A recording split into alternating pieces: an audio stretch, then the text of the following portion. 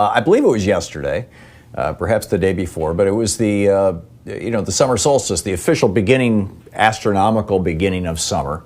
It also means the days are going to start getting shorter. It's interesting where my chair sits in our living room when we're watching TV or watching the news or whatever. There's the sun hits me at different places at different times. Over the last 2 months or so, it's just fascinating to actually watch it move across the sky and attend to that. But there's a lot going on, and one of the things that I wanted to point out is, and we can talk about, is that the American media is gleefully reporting that only 6,200 people, this is according to the Tulsa Fire Department, showed up at Trump's 19,200 person arena. But they're saying that the reason why this happened was because thousands of teenagers, Fox is even, this apparently started with fans of Korean music, K-pop fans, over on TikTok, which is the Chinese platform. And, although it's popular here in the United States as well. And that, they were getting tickets to the Trump rally, and therefore only 6,200 people showed up. But no matter how many tickets teenagers got, and apparently there was this organized thing, and several 100,000 tickets went out to people who clearly had no intention of ever showing up. But that didn't stop even one maggot from showing up Saturday night. Maggots are, maggot Trump followers, M-A-G-A-T. Just like, according to Republicans, it's the Democrat Party, right? It's the maggots. Anyway, because there was no limit on the number of tickets available. If infinity is your number and you subtract a few 100,000 from it, you still have infinity. This is basic math. The media is flunking basic math. And it's just not even remotely possible that the reason why only 6,200 people showed up was because, teenagers got hundreds of thousands of tickets. Teenagers could have gotten 6 million tickets. Trump would have given them away. It doesn't matter. There was literally no limit. So, nobody was told, sorry, we've burned through all the available tickets. What you're looking at is that Donald Trump, with 80 million plus Twitter followers, millions, tens of millions of people on his email list, hundreds of millions of dollars in so-called earned media free coverage, with all of that, Trump and his campaign and this entire Republican machine were only able to find 6,200 people who were uninformed enough or gullible enough or dumb enough to show up at an indoor rally without masks on, jammed, chock-a-block, to yell and scream for hours. It's just like nationwide, all across the entire country. They were not just pitching this to people in Tulsa. And then when it became obvious in the hours before, leading up to this thing, that they weren't going to get enough people to fill the stadium, the auditorium, they also weren't going to get anybody to fill the overflow venue that was outside. Keep in mind, the campaign thought 60,000 people were going to show up. And they were going to show America. They were just going to overwhelm Tulsa. Nope, sorry, 6,200. Nothing, right? John Tesh got more people in that venue. John Tesh was trending over the weekend on Twitter because of that. So what this comes down to, what this tells us, is that there's no conceivable way, if it was a fair fight this fall, given what's going on, that Donald Trump's going to win this election. He is down to only about a third of American voters who still believe his BS, his grift. And so there's no way in a fair fight that he can win this election. So what's he going to do? He's going to use voter suppression. He's going to scream fraud when he loses, if he loses. He's going to try and fight it. He may be conspiring right now, and this is the theory, as those of you who are regular listeners to this program know. I laid this out back in, January, February? That in the election of 1876, Sam Tilden, the Democrat, got more votes, both in the popular vote, and he won the Electoral College over Rutherford B. Hayes. Yet Hayes, the Republican, ended up president. Well, why is that? Because a couple of states, 4 states, said, we can't certify the vote. The Democrats in our legislature are saying one thing, the Republicans in our legislature are saying another thing, and we can't certify the vote. And because they couldn't certify the vote, it gets thrown to the House of Representatives. And in the House of Representatives, each state has one vote, and that vote is determined not by their congressional delegation, but by their legislature back home. And you've got more than 30 states that are controlled by Republicans. And all it takes is 26. So the 12th Amendment thing, using corrupt Republican governors, or some creative use of emergency powers. I mean, Trump is setting this thing up. He just tweeted this morning. This is in all caps. Rigged 2020 election. Millions of mail-in ballots will be printed by foreign countries and others. It will be the scandal of our times. And back in April, he said, you get thousands and thousands of people sitting in someone's living room signing ballots all over the place. See, this is what's coming. And Dan Rather just tweeted out, Trump claimed voter fraud in 2016 to explain his loss, although he didn't lose, so he kind of dropped that quickly. Although he's saying that's why he didn't lose the Electoral College. He's saying that's why he lost the popular vote. By the way, I'm going to be debating the Electoral College in the second hour of this program with a conservative scholar on the topic. Should be interesting. So Dan Rather is saying, get all his allies on record. This is a big story. Trump is trying to suppress the vote with his lies. Lawrence Tribe, constitutional law professor. Trump is telling us that he'll refuse to accept a loss this November as legitimate. We need to believe him and prepare to fight back if we're to preserve our democracy. Amen. Meanwhile, Bolton's book says Trump begged President Xi of China to help him get reelected. Well, here we have this morning, Bloomberg News. The headline, China warms to idea of 4 more years of Trump presidency. Interviews with 9 current and former Chinese officials point to a shift in sentiment in favor of Donald Trump. The chief reason? A belief that the benefit of the erosion of America's post-war alliance network, that is, the erosion of our association with basically Europe, Western Europe, would outweigh any damage to China from trade disputes. Biden is seen as a traditional Democrat who will want to shore up the U.S.'s tattered multilateral relationships. One Chinese trade negotiator said, if Biden is elected, I think this could be more dangerous for China because he will work with allies to target China, whereas Trump is destroying U.S. alliances. 4 current officials echoed that sentiment, believing that a Trump victory could help Beijing by weakening America. You get this? I mean, this is just incredible. And then they're trying to rig, not trying. Now they're also trying to rig state house elections and things like that. We'll be back with more on that right after this. This is the Thom Hartmann Program.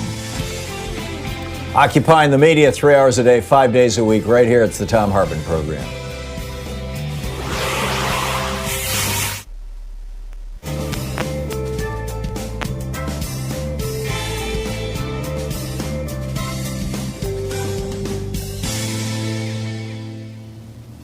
And welcome back.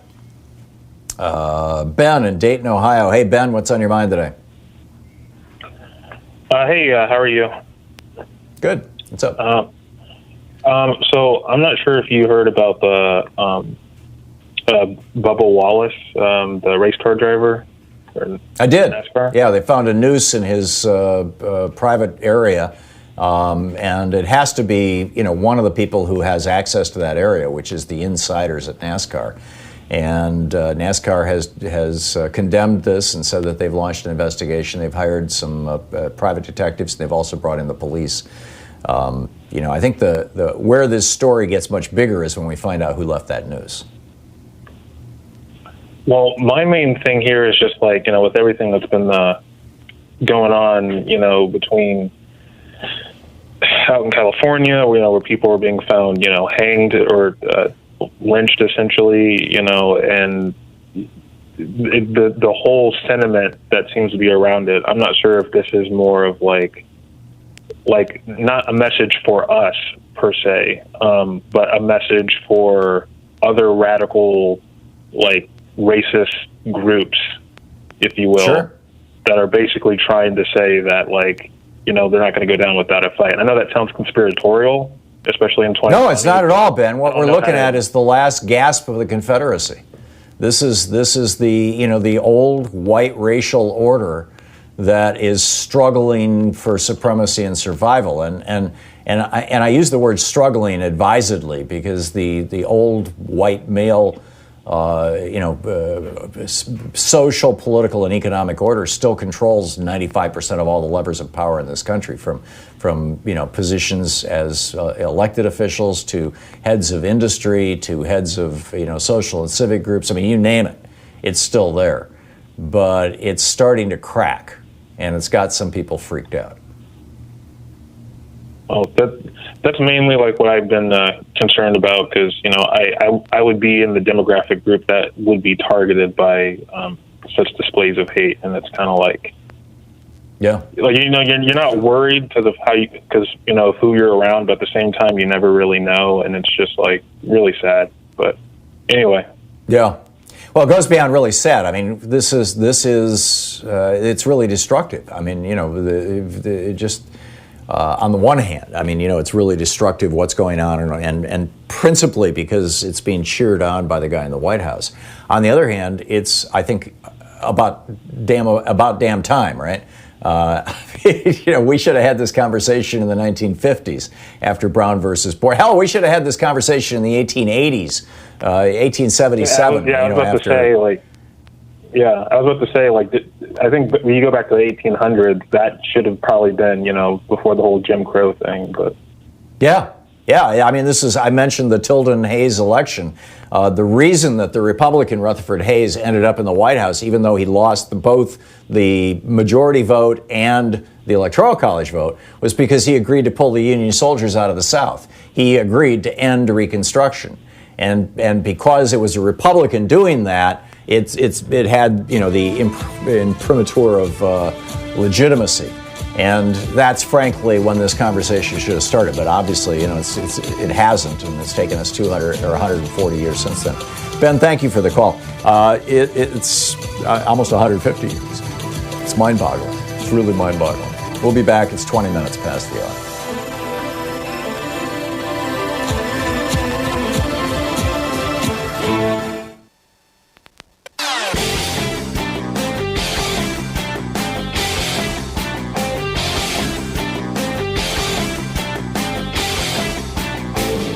Our 1 hour free podcast recaps our show, and it's available wherever fine podcasts are found. And we have the full 3 hour podcast available over at thomhartmann.com if you want to really support our program. So we have a new video up for people who are supporters of the Thom Hartmann Program. Specifically, it's over at thomhartmann.com, talking about language, how we use language. Language matters tremendously.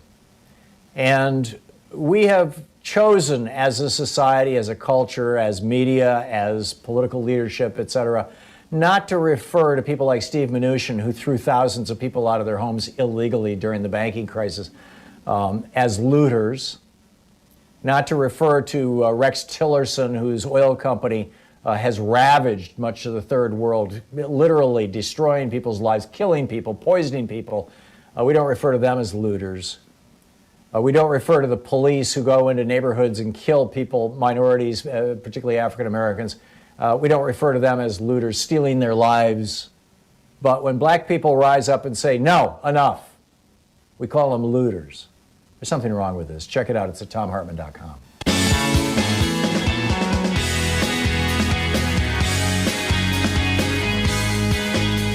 So, I mean, this is just kind of the beginning of it, right? You know, what I was just ranting about. George W. Bush and Donald Trump both lost the popular vote. George Bush lost it by 500,000 votes. Donald Trump lost it by 3 million votes. Yet both these men, after having lost the election of 2000 and the election of 2016, ended up in the White House, even though a majority of Americans did not want them there. Similarly, in 2012, when Republicans took control of the U.S. House of Representatives, Democrats got 1.4 million votes nationwide for the House of Representatives, yet Republicans had a 33-seat majority. There are a bunch of states where the majority vote goes for the Democrats, and so you get a Democratic governor, Michigan, Kentucky, North Carolina, but the legislature is still in Republican hands, even though the majority of the vote went for Democrats. Why? Because of gerrymandering.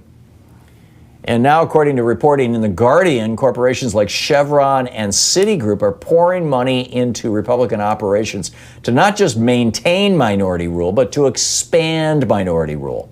And billionaire-funded right-wing groups like FreedomWorks are reaching out to tens of millions of Americans, saying that allowing us to vote by mail during this pandemic would amount to voter fraud, which is this BS argument that they've used now for 30, 40 years to make it harder for people to vote.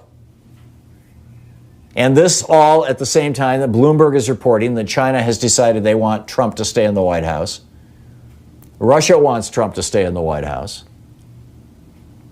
Donald Trump losing in poll after poll, but Republicans continue to run these states, even where Republicans got the fewest vote, the smallest number of votes.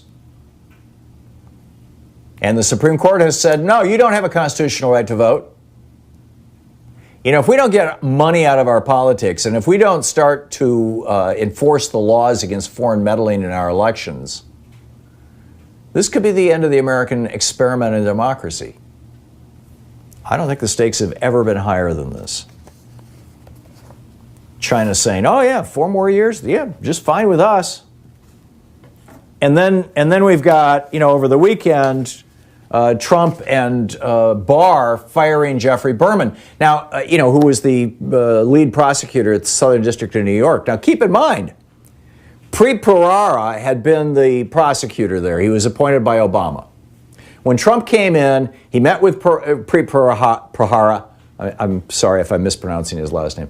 But he met with him, Trump met with him, and basically tried to get him to swear an oath of loyalty. Same thing he did with Jim Comey.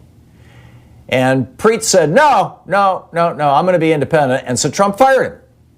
Not right there on the spot, but, you know, within a matter of weeks, Trump fired him and replaced him with a guy who worked on his presidential transition team.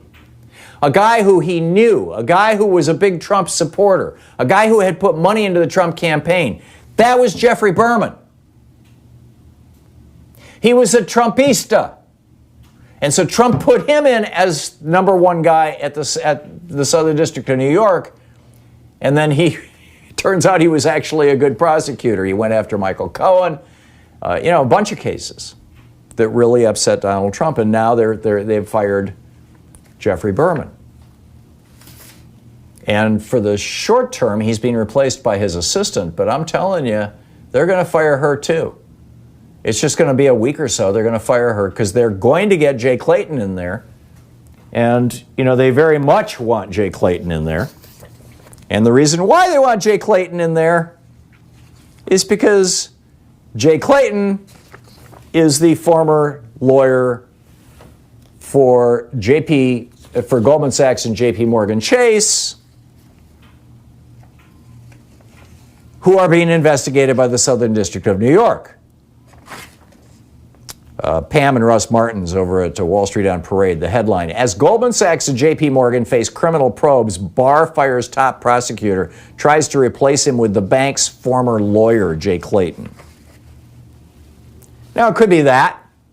It could be that they're starting to get close to people in the Jeffrey Epstein investigation. Keep in mind, Jeffrey Epstein got his first job teaching young people when he was hired by Bill Barr's father back in the day. Jeffrey Epstein was good friends with Donald Trump. He was there at his I believe he was there at his marriage to Melania. There's all kinds of pictures of these guys being good buddies. It could be that it could have been that it's not just getting close to Trump. It could have been that it's getting close to Trump donors. It could have been, God, it could have been anything. I mean, what do you think Jeffrey Berman was closing in on? Whatever it was explosive, and it looks like Barr, frankly, the clumsy way that Barr handled this causes me to think that it wasn't Donald Trump who panicked and said, fire Berman. It was Bill Barr who panicked and said, I'm going to fire Berman. But, time will tell. But the graft, the grift, the corruption, it's just never ending.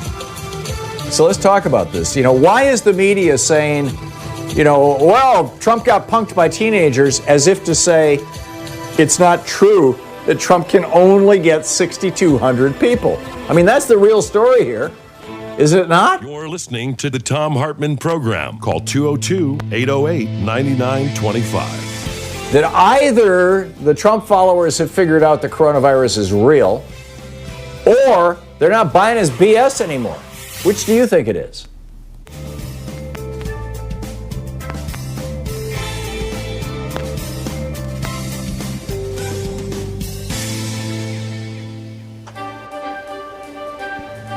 This is the Thom Hartmann Program. Our book today, the Today's Thom Hartmann book in our book club is The Hidden History of the War on Voting, Who Stole Your Vote and How to Get It Back, by this guy, Thom Hartmann. This is from chapter 1, or from the introduction, actually. In 2016, 6% of Americans who were eligible to vote nominated Donald Trump as the GOP's presidential candidate. It was 8% for Hillary Clinton on the Democratic side. Trump went on to be elected president by 26% of eligible voters. The modern American oligarchs have largely stayed in power using three simple elements: explicit and overt racism, massive disinformation campaigns, and voter suppression. No ideas, no push for better schools, hospitals, airports, roads, or bridges, or reform of our health, energy, or financial systems. No promise of more and better jobs. None of these staples of past presidential campaigns can be found in pretty much any Republican advertising today. Instead, the public Republican message is all about race, or the subset of race, religion. Muslim stands in for brown Arab in GOP speak, and immigration, aka brown people from south of our border, and socialism. Meanwhile, Republican secretaries of state across the nation are vigorously purging voters from the rolls. Over 17 million, more than 10% of America's active voters, in just the 2016-2018 period, according to NBC News. After the After the 5 Republican appointees on the U.S. Supreme Court gutted the Voting Rights Act in 2013, 14 GOP-controlled states moved within a year, some within days, to restrict access to the vote, particularly for communities of color, students, and retired people. In North Carolina, for example, 158 polling places were permanently closed in the 40 counties with the most African-American voters just before the 2016 election, leading to a 16% decline in African-American early voting in that state. An MIT study found that nationwide, Hispanic voters wait 150% longer in line than white voters, and black voters can expect to wait 200% longer in line to vote. In Indiana, then Governor Mike Pence's new rigorous voter ID law caused an 11.5% drop in African-American voting. Students are suing for their right to vote, and retired people who no longer drive but care passionately about their Social Security and Medicare are being turned away at the polls by the hundreds of thousands because their driver's licenses have expired. The obvious failure of 40-plus years of Reaganomics and GOP policies to maintain a functional middle class in America has been a problem for the modern GOP. In 1974, for example, the GOP had outright control of only 7 states. The message, elect us and we'll help the rich people, just didn't generally resonate with American voters. It's the reason why, outside of the fluke elections of 46 and 52, Democrats controlled the House of Representatives outright for 3 generations, from 1933 to 1996, and controlled the Senate for most of that time. Desperate to win the presidency for the GOP in 1968, Richard Nixon went so far as to commit treason by torpedoing a peace deal with President Lyndon Johnson that President Lyndon Johnson had worked out with the North and South Vietnamese.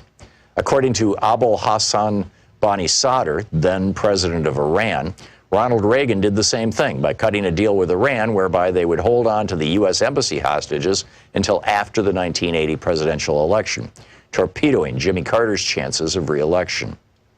But in 2000, the GOP changed tactics. After Reagan was almost busted for his part in Iran-Contra, he testified that he had forgotten about details of the program more than 80 times. His growing Alzheimer's spared him an indictment. They realized that getting busted for treason wasn't worth the risk. They needed a plan B, and it was deliciously simple. If most voters don't like what you're selling, then just don't let them vote. Paul Weyrich promoted this idea back in 1980 when he was campaigning for Reagan after co-founding the Heritage Foundation. And indeed, many Republican luminaries, such as William Rehnquist, who went from serving the GOP by standing in polling places and intimidating Hispanic and Native American voters in the 1960s, to becoming Chief Justice of the Supreme Court, rose up through the ranks by participating in Republican-run voter intimidation schemes. Voter suppression became the foundational go-to tactic for the GOP in 2000. Although the GOP attacked Democratic presidential nominee Al Gore with smear and innuendo, ridiculing him for helping write the legislation that created the modern internet, for example, the main thing that got George W. Bush into the White House was voter suppression. His brother, Florida Governor Jeb Bush, and Bush's Secretary of State, Katherine Harris, threw somewhere between 20,000 and 90,000 African-American voters off the rolls. They were able to get the vote close enough. The 5 Republican appointees to the Supreme Court functionally awarded Bush the presidency. The BBC covered this in 2001 in 2 major investigative reports that were seen all over the world, except on any American media. By 2016, the Republican Party had fine-tuned its voter suppression and intimidation systems to the point that they ran like well-oiled machines in nearly 30 states. Between the 2012 and 2016 presidential elections, for example, Ohio had purged more than 2 million voters from its rolls, the vast majority, more than 2 to 1, in heavily African-American and Hispanic counties. The 5 Republican appointees on the Supreme Court ruled in 2017 that they could keep it up. And other states have since adopted their new tactic of caging voters. The book, The Hidden History of the War on Voting, by me.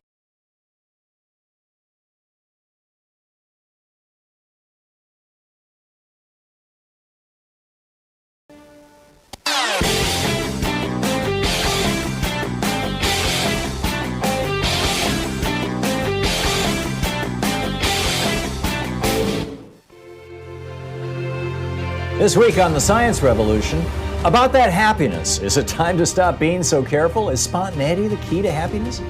Professor Janice Brainy is here on plastic rain pouring down in our national parks and everywhere.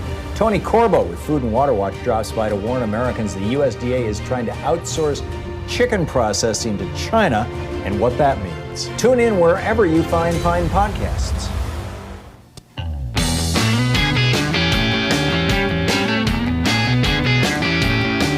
Welcome back. Thom Hartmann here with you.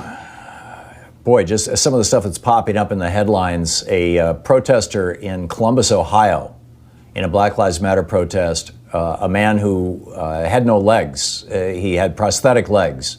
I'm assuming he was a wounded veteran, but I haven't. The reports are not yet that complete. Police came up to him, pepper sprayed him, and then stole his legs, according to these news reports. And he was crawling on his hands trying to get away from them. It's just like, our policing in the United States came out of the slave patrols. It didn't in Canadian police, European police, by and large, behave differently than American police do. You look at how many people are killed there's 800 million people in the European Union. And they kill a fraction, a tiny fraction. All those countries combined, a tiny fraction of what cops do here in the United States with 340 million people. But you've heard that rant before. Oz in Covington, Kentucky. Hey, Oz, what's up? Hey, thanks for the call. Real quick, I just want to tell you why I protest. And real quick, I'm a Marine Corps veteran, a disabled USMC vet. And I'm a ex-con. I'm in recovery. I've done some time and nothing I'm proud of. But I've had a boot on my neck before, and I've been strapped to a chair and beaten by guards. And it's routine. It happens all the time. That's how they operate. And seeing what happened to George Floyd really triggered me. So I went to the protest in Cincinnati, right across the river here, and what I saw really disturbed me because of my background. I know how to identify certain things, and I can tell you there's these I call them nationalist theocratic mercenaries, and they're both paid and they're volunteer agent provocateurs working with the police. And I can identify a lot of these people by their tattoos, the 3%ers and other militia people and skinheads and so forth. But I saw these people working. They were dressed like Antifa. They were signaling with the cops, and they were escalating things. And I got tear gassed and hit with pepper bullets. And that was on May 28th, I believe, the first real weekend of when the protests really started. And in Kentucky. Yeah, well, this was right across the river in Cincinnati. I lived right across the river, tri-state area. But these people, they're being trained mercenaries. They're being trained by the Eric Prince. There's connections with them and Steve Bannon. I think Steve Bannon is QAnon, and that's state propaganda. That's fascist state propaganda. You got an international cabal, including Putin and Alexander Duggan and his. Putin is not a communist. He's an extreme right nationalist theocrat, Eastern Orthodox, and there's an alliance with them and other theocrats in Saudi Arabia and Israel, and you got Bolsonaro and Modi, and they're all working together. Seth Abramson actually documented all of that stuff. I mean, it sounds, for people who are listening to Oz and thinking this is conspiracy theory stuff, Seth Abramson's got a 500-page book out called Proof of Conspiracy about Trump collaborating with organized crime figures and oligarchs in Israel, in Saudi Arabia, in the UAE, obviously in Russia, in some of the other Stan countries, in Turkey, people, in Bolton's book, it talks about, in Hungary with Orban, and in Bolton's book, he's talking about how Trump basically is like, sucking up to all these autocrats and dictators, and blackmailing him. Yeah, well, I'm not sure that they're blackmailing. I think what's going on is that there is an international criminal conspiracy to basically take over governments and of criminal oligarchs, and they have already taken over probably a dozen major former democracies in the world, maybe just slightly fewer than a dozen. The Philippines, in Brazil, in Hungary, in Poland, they're trying to take over other countries as well. And your comment that Steve Bannon is Q in QAnon, that I hadn't occurred to me, but that makes perfect sense. I mean, just the whole thing. Well, Alex Jones is in on it too. Alex Jones I think he's on the payroll, but. I don't know, and I'm not going to go down an Alex Jones rabbit hole. But Oz, thank you. Thanks for the call. Margaret in Brooklyn, New York. Hey, Margaret, what's up? Hi, thank you for taking my call. My question goes to the causality of people not going to that Trump rally. Maybe it's his fandom is declining, but what if it's deeper than that? What if it's they couldn't afford to go? They were truly afraid of being sick.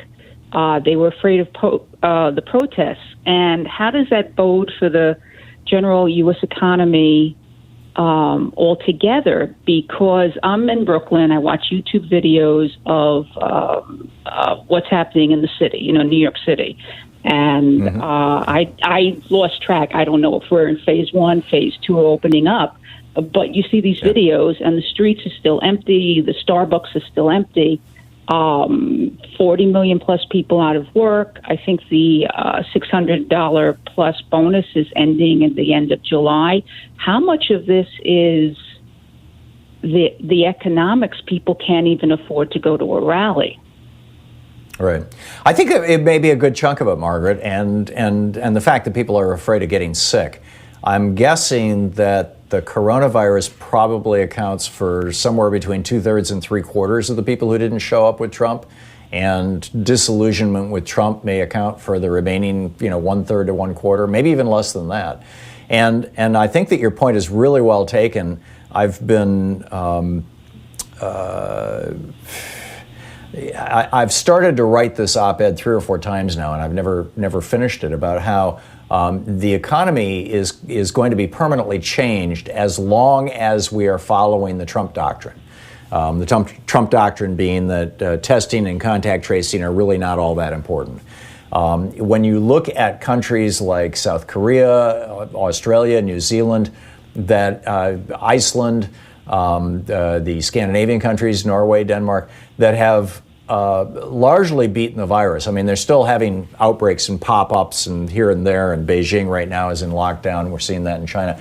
But by and large, what those countries have done is they've gotten the virus under control, and then they can bring their economy back and they can bring their people back, with social distancing and masks. And one of the most amazing stories is the story about this hairdressing place. I've got it here someplace. It's about this hairdressing place in sorry. Is that a country? Oh, it's in Missouri. No. This was in Springfield, Missouri. A place called Great Clips. They reopened when Missouri reopened, and 2 of their hairstylists turned out had COVID and were shedding viruses. And they saw, between the 2 of them, they saw 140 people. And so when these 2 hairstylists got really sick, they tracked down those 140 people that they had contact with, and not one single one of them got the virus from these 2 hairdressers, even though that's a fairly intimate thing. Why? Because that particular hairdressing salon, Great Clips, in Springfield, Missouri, had required not only their hairdressers, but also their clients to wear masks throughout the entire experience.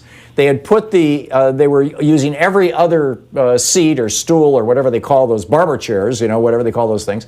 They were distancing them out 6 feet apart. People had to sit 6 feet away from each other and wear masks in the waiting area. I mean, they basically did everything right, just simple stuff. And as a result of that, these 2 infectious people did not infect anybody, which is a big deal, and shows that if you simply do the simple stuff, you can get control of this virus. But as long as we're following the Trump doctrine of not doing any of those things, you're going to see a complete meltdown, a complete loss of demand.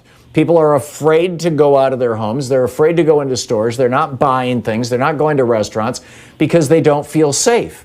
And, it's going to take a long time before that demand comes back. And frankly, I don't think it's going to come back until we start doing what some of these other countries are doing that have successfully gotten on the back end of this curve. And my guess is that, over the next year or so, what you're going to see is that the blue states that have, by and large, that have done this successfully are going to be able to somewhat open up with these practices in place, and the red states are just learning a terrible lesson right now. And the big question is whether Texas and Florida and Arizona are gonna come out of this going, oh, okay, we should do what Oregon did, or we should do what New York State did, or we should do what New Jersey did, or whether they're going to continue to just let their people die, in which case their economy is going to collapse. What do you think, Margaret? I think then that the best thing Mr. Trump could do to win a re-election is to start wearing his own mask. Absolutely. Yes, perfect. Which he's apparently not going to do. So, and Margaret, thank you very much for the call. And also what's going to be real interesting is over the next 14 days to see if Donald Trump acquired an infection while he was in Tulsa. Or for that matter, Jim Langford or Jim Inhofe.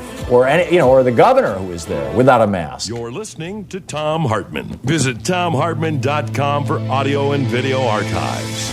I mean, all these high-level Republicans showed up at that gig in Tulsa without masks and hung out for hours with all these people.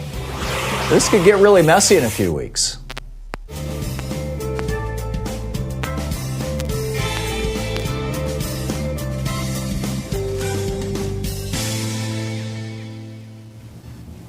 And welcome back. Robin in Kingston, Washington. Hey, Robin, thanks for watching Free Speech TV. What's up? Well, I want to kind of build on a meme that I have been sharing with you for a while and celebrate what I think happened in Tulsa over the weekend. And that is, I have been trying to get us progressives and others to basically ignore Trumpsters, shun them.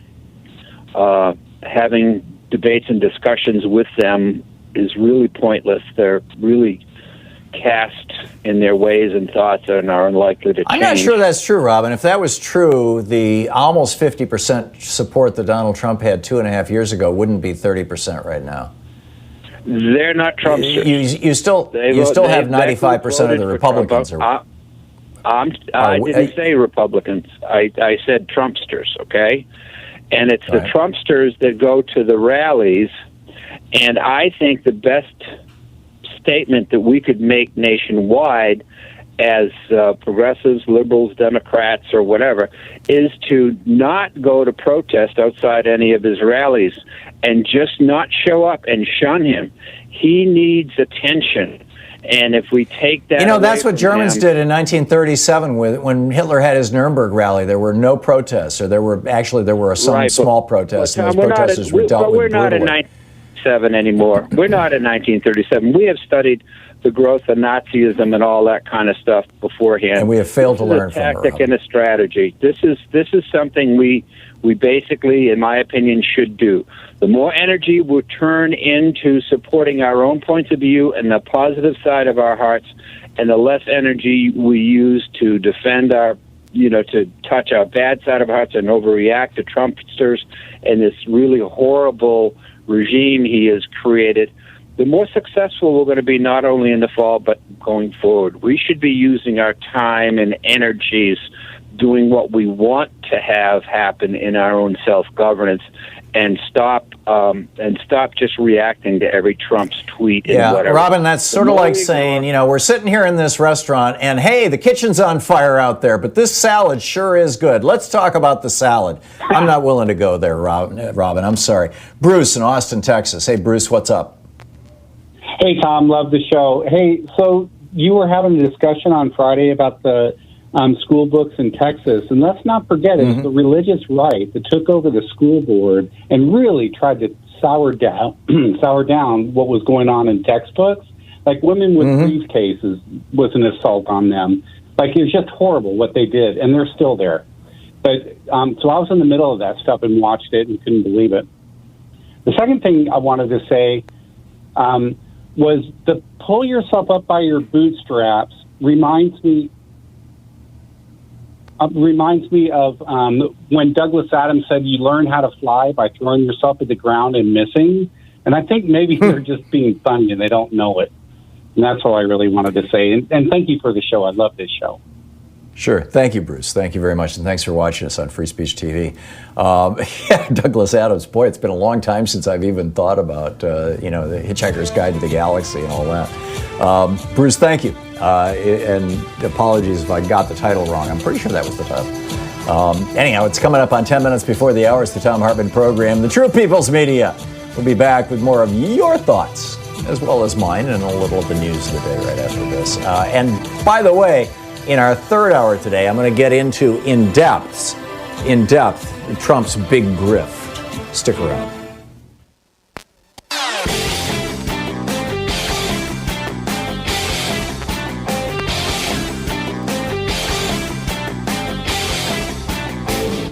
Hey, we're putting together a series of American history books. It started with a hidden history of guns and the Second Amendment. Then we had the hidden history of the Supreme Court, the betrayal of America. Then the hidden history of the Republican war on voting. Coming out soon is the hidden history of monopolies, how big business destroyed the American dream. And then next spring, it's going to be the hidden history of oligarchy and tyranny. Hey, we just put up a new video for supporters of our program. You can find it over at thomhartmann.com. Talking about the relationship between Fox News, Rupert Murdoch, and basically the whole right-wing hate agenda on Hispanics, by and large, saying that Hispanics are changing our culture. Really? This is European culture. I mean, the Mayans and Aztecs got replaced by the Spaniards, remember? They're mostly Catholic. I don't see the cultural difference here, but Fox sure does. And also pointing out that Kevin Rudd, the former Prime Minister of Australia, calls out Rupert Murdoch and says, he's he's, quote, a cancer on Australian democracy. Well, apparently a cancer on American democracy as well. So you can check out this new video over at thomhartmann.com. It's just available to people who are, members of, supporters of our program.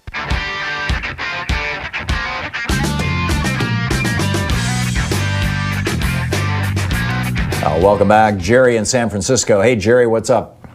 Hey, Tom. I was listening to Friday in your, not rant, but analysis of Chief Justice Roberts' decisions, kind of throwing some cold water on people who are excited about his swing vote on DACA.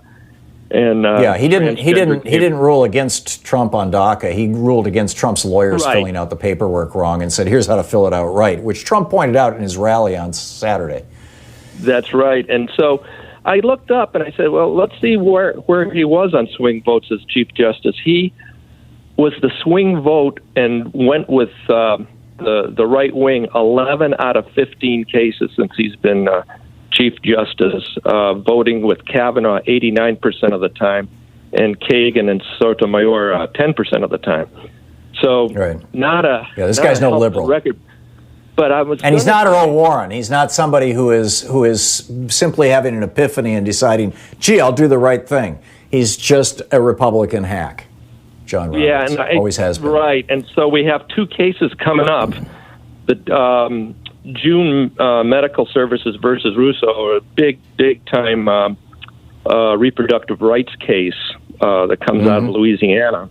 And then Trump's taxes. Is there any hope that he could be the swing vote on that going down, or you think both of those are going to go down in flames?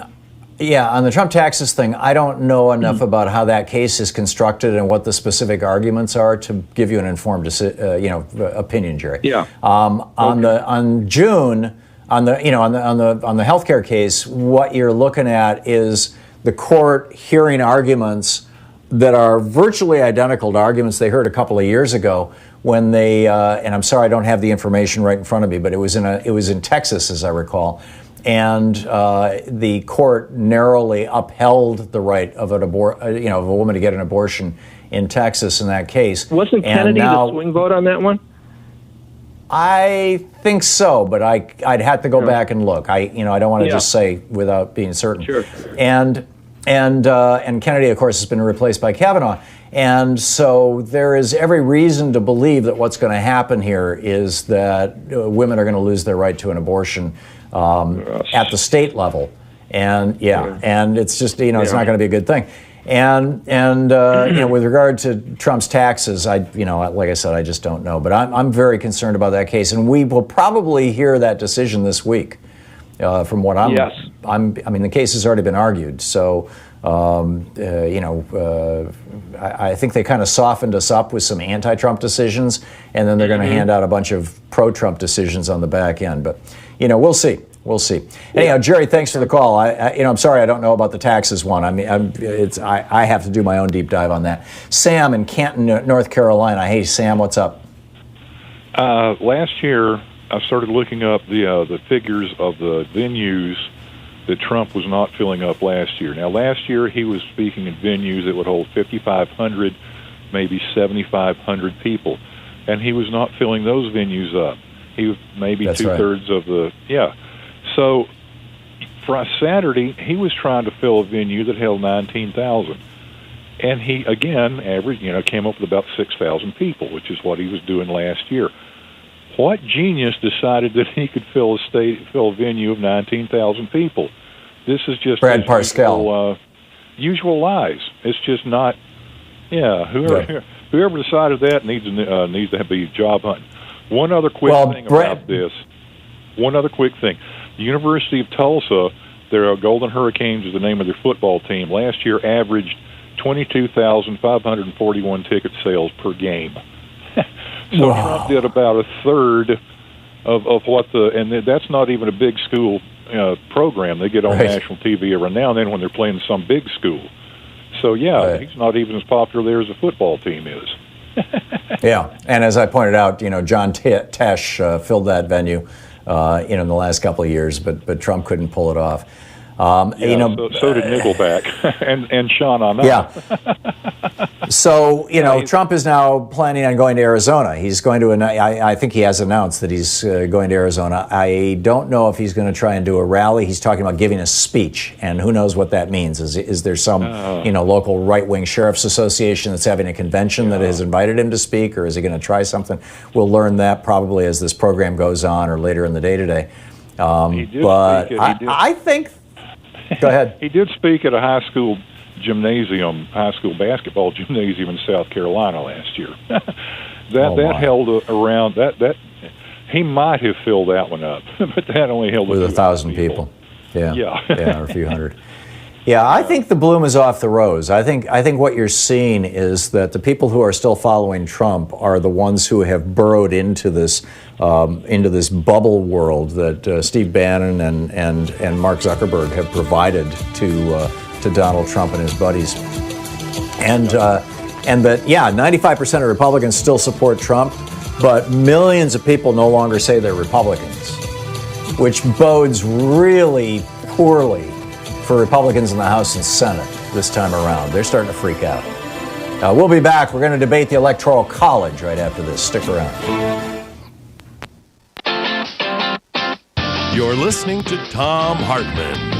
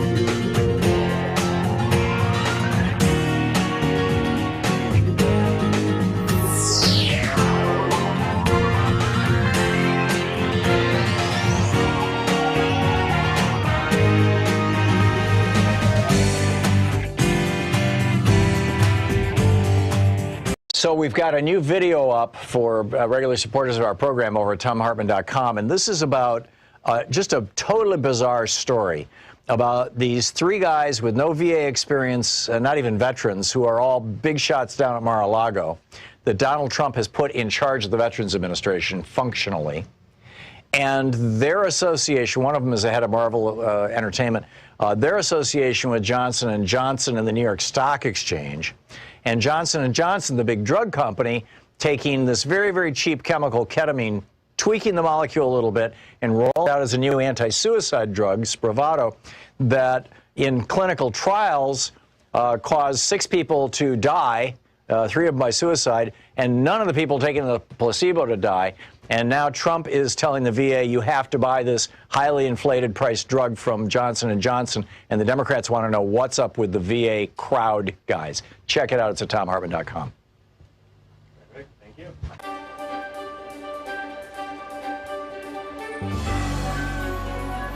Our book today in the Thom Hartmann Book Club is Stand Up, Struggle Forward by Sanyika Shakur.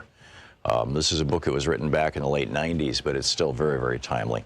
This is from the second chapter titled Class Antagonisms Inside the Fundamental Contradiction of National Oppression. Having just passed the 19th and quickly approaching the 20th anniversary of the LA Rebellion, we should be reminded here of what Rodney King whimpered as he stood in front of a bank of microphones surrounded by class enemies and neo-colonial politicians.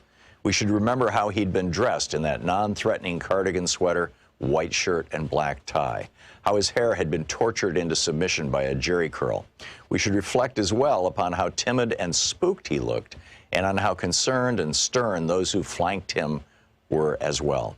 That was a Kodak moment. It was staged to foster an image of contrition and resignation, submission, a victim. Rodney King had been led to believe, through a bourgeois sense of reasoning, that the rebellion was really about him, that the reason new Africans and Mexicanos took to the streets of South Central was the result of his filmed beating. That, of course, is typical of mechanical bourgeois thinking. What it's not typical of, however, is someone from the hood. And this cuts both ways. No one in the hoods and barrios ever thought it was about Rodney King. We'd all seen the film over and over like everyone else, but that was par for the course. We'd always seen that, long before anybody caught it on tape. Actually, we'd experience much more than that. Why, it's safe to say that the hoods had gone to war with each other in vicious waves of internal, intra-class combat for much less than that, though because of a general colonial mentality which prevents the challenging of bottom-up oppression, the same hood forces will not, in any systemic way, wage war on the pigs, or for freedom, land, and socialism. Rodney King alone and of his own accord would not have thought to hold a press conference to ask the asinine question in the form of a whimpering request, can't we just all get along? The fact of the matter is, we are getting along. New Africans and Mexicanos are getting along just fine. What we couldn't understand was why he was admonishing us for getting at the exploiters of our communities. The impression he gave with his handler's hands up his back like a ventriloquist troll was that a race riot was going on, as if we had all begun to kill each other or burn and rob each other's homes. His handlers compelled him to send up a false flag, a diversion. But you see, this was the very thing that exposed the class interests and reactionary politics of the Uncle Toms that had been designated to handle him, and by extension, us. Let's go back for a minute. Let's talk social development, aka history. There exists a fundamental contradiction in our lives that, like an elephant in the room, no one wants to acknowledge.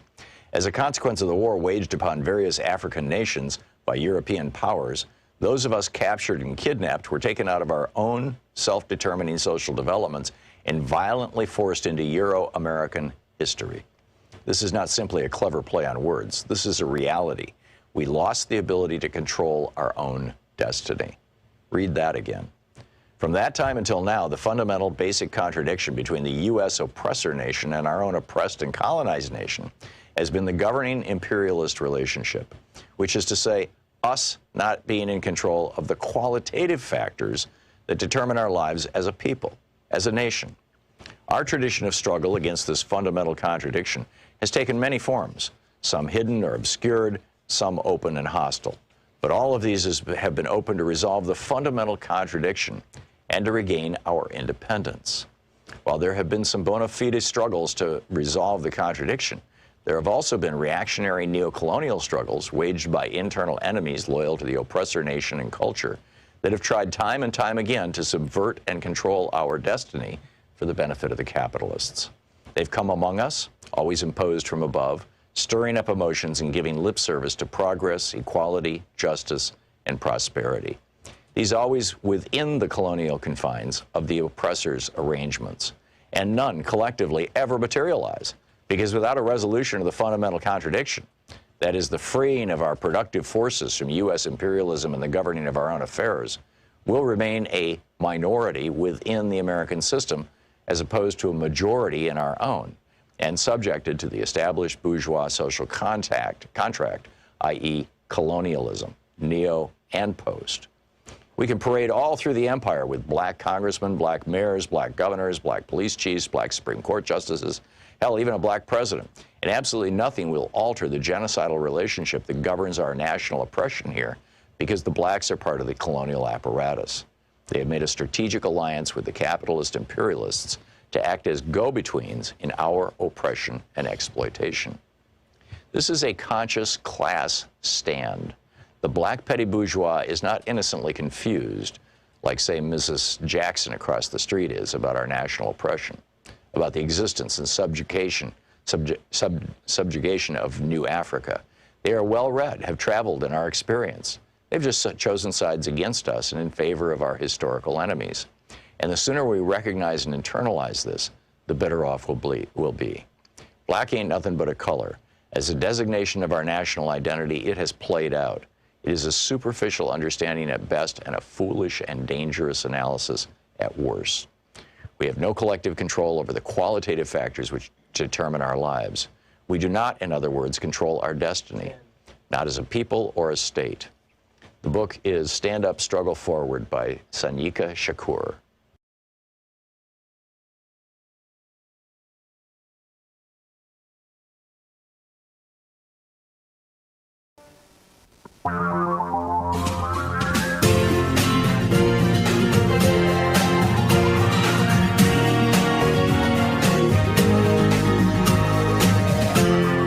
This is the Thom Hartmann Program. So the last two Republican presidents of the United States were not elected by the majority of American people. George W. Bush lost by 500,000 votes. Donald Trump lost by 3 million votes, yet both went on to serve in the White House. The National Popular Vote movement is trying to fix that, to basically move the Electoral College out of the way so that we can have small d democracy in America. NationalPopularVote.com is their website. But there are those who are suggesting that would be a mistake, that the Electoral College is how things should be. We should have Republican presidents who are elected by minorities of Americans. Professor Robert M. Hardaway is with us. He's a professor of law at the University of Denver's Sturm College of Law, teaches evidence and civil procedure and election law. He's also the author of numerous law review articles and books, including his latest, Saving the Electoral College, Why the National Popular Vote Would Undermine Democracy. You can tweet him at Sturm, S-T-U-R-M-C-O-L. Professor Hardaway, welcome to the program. Please make your case. Well, thank you very much. The MPVIC, the National Popular Vote Interstate Compact, has some threshold issues. One, it assumes that as you know, the compact would require states who enter into the compact to require that they allocate their electoral votes based on who wins the popular vote. But of course, that is an illusion. There is no such thing as a popular vote. When people go into the voting booth, they don't vote for a candidate. They vote for an elector who says, I may or may not vote for the person that you want me to vote for in the Electoral College. And so what happens when you have unpledged electors, like you do in some states? Or what happens if people elect electors who say they're going to vote for Hillary, but then vote for a Republican instead? How do you count popular votes for a particular candidate? Of course, it can't be done. So that's a threshold problem.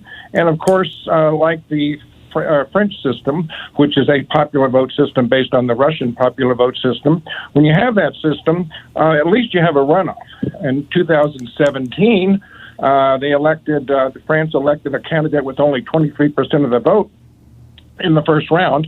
And the voters in that country were so outraged by this popular vote system that resulted in a candidate being elected with 23% of the vote that over 1 million of them cast blank ballots. So that's just a threshold issue. It's a way to try to get around the Constitution in a way. But you really can't, because, of course, a lot of people have forgotten what they learned in 7th grade, which is that you cannot abrogate the one provision in the Constitution which cannot be abrogated by the normal amendment process is equal suffrage in the Senate. Every state gets two votes, two senators in the Senate, and that's the basis of the Electoral College. It is based on equal suffrage in the Senate, and that cannot be abrogated unless every state agrees. That's just a threshold issue. Okay, so if I'm understanding your argument correctly, you're saying that, number one, there's the problem with faithless electors. Number two, that this would be an effort to get around the Constitution. And number three, popular votes are not popular in France. We elect every governor in the United States with a popular vote. It's like I said, it's called democracy in a republic. Why, setting aside for a moment the constitutional issue, unless that's your only argument, is there a reason why we should have a president serve as president who actually lost the national popular vote?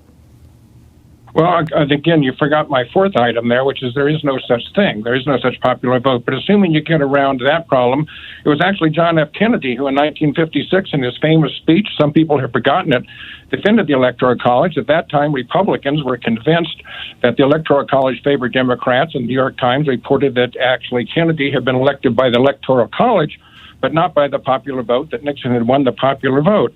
And so it was in 1956, though, it was Kennedy who said, this Russian system, this so-called popular vote election, would greatly increase the likelihood of a minority president.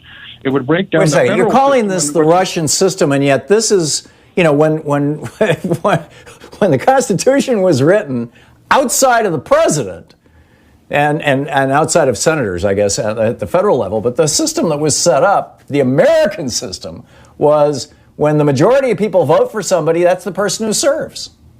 Why would you call that a Russian system? I don't get. How did democracy become the Russian system? I think the Russian system right now is if you're in Vladimir Putin's pocket or his oligarchs, you get to hold power, and if you're not, good luck, Charlie. Well, the way they got into that power was by using a so-called popular vote system in which you have multiple candidates that are vying. You do have a runoff. And in France, they have adopted that system, and you get somebody elected with as little as 23% of the vote. The MPVIC doesn't even provide for a runoff. You could have someone elected with 10% of the vote.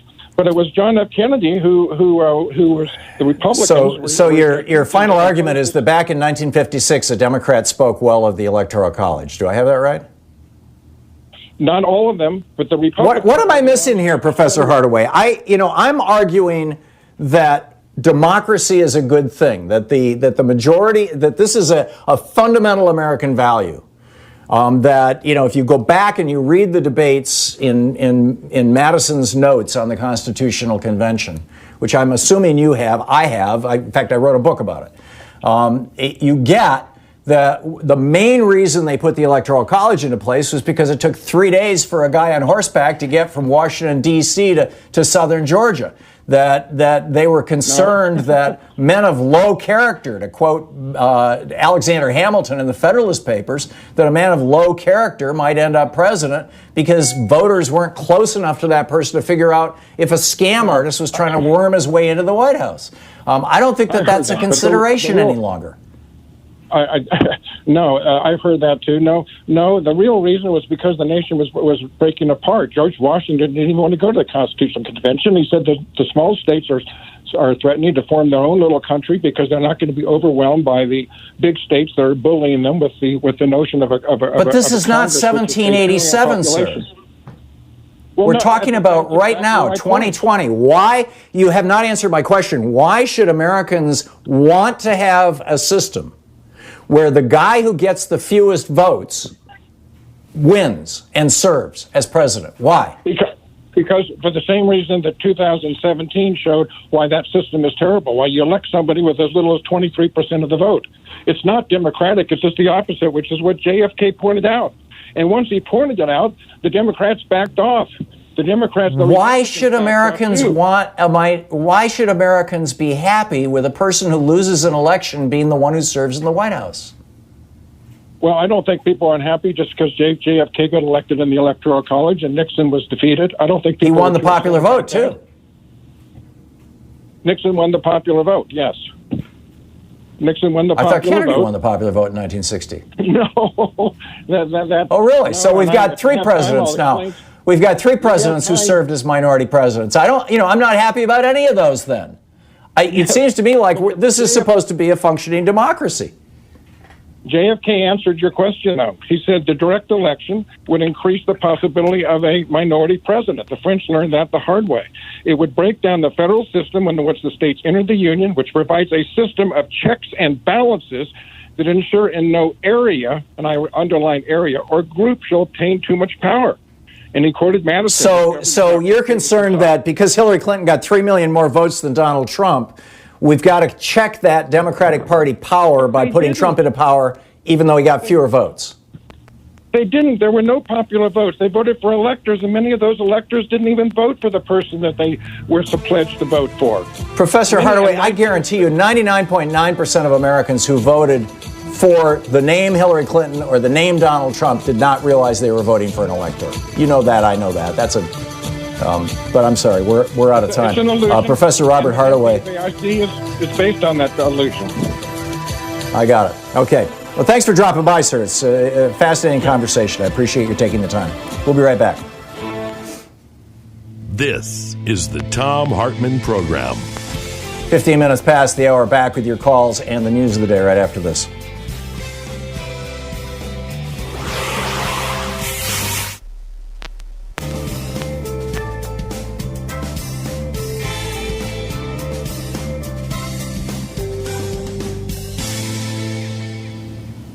And welcome back. I'm just having to fact check this. Let's see. John Kennedy defeated Richard Nixon in an incredibly close popular vote 34 million. Yeah, Kennedy won the popular vote. Kennedy got 34,220,000 votes, and Nixon got 34,108,000 votes. That's a difference of 112,000 votes. In Louisiana, the unpledged delegates came in third place to Kennedy and Nixon, receiving only 21%. Yeah, okay. Because that threw me for a loop. I was like, wait a minute. Kennedy lost the popular vote. We'll revisit this topic in a few minutes. Anyhow, Alexis in Brookline, Massachusetts. Hey, Alexis, thanks for watching us on YouTube. What's up? Hi, thanks so much for taking my call. I wanted to ask about two things on the same subject, about China's involvement, probable involvement in the upcoming election.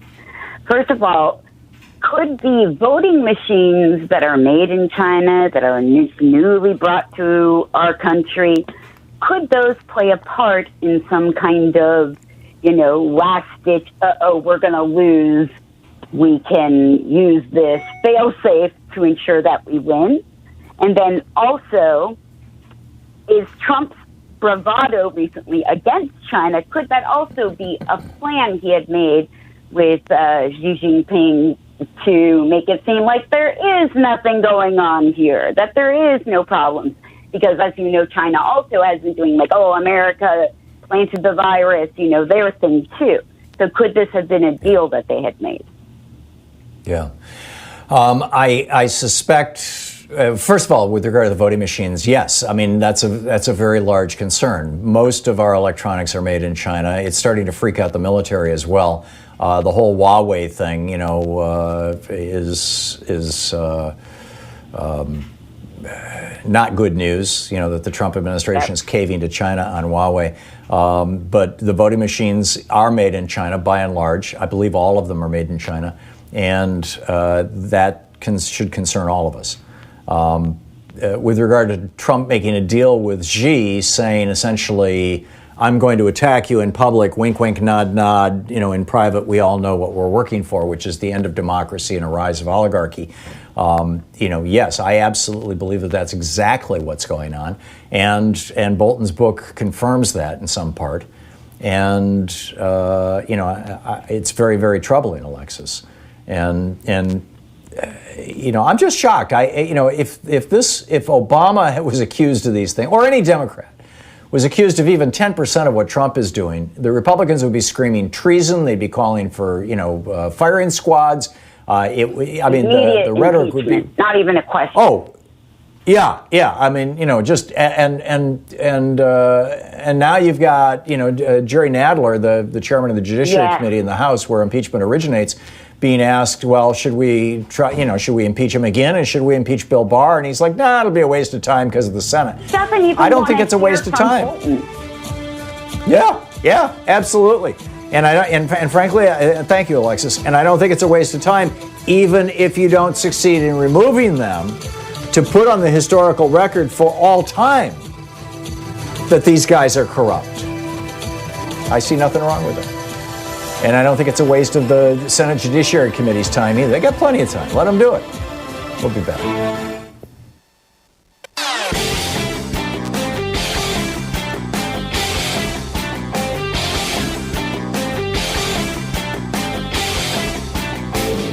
Our 1-hour free podcast recaps our show, and it's available wherever fine podcasts are found. And we have the full 3-hour podcast available over at thomhartmann.com if you want to really support our program.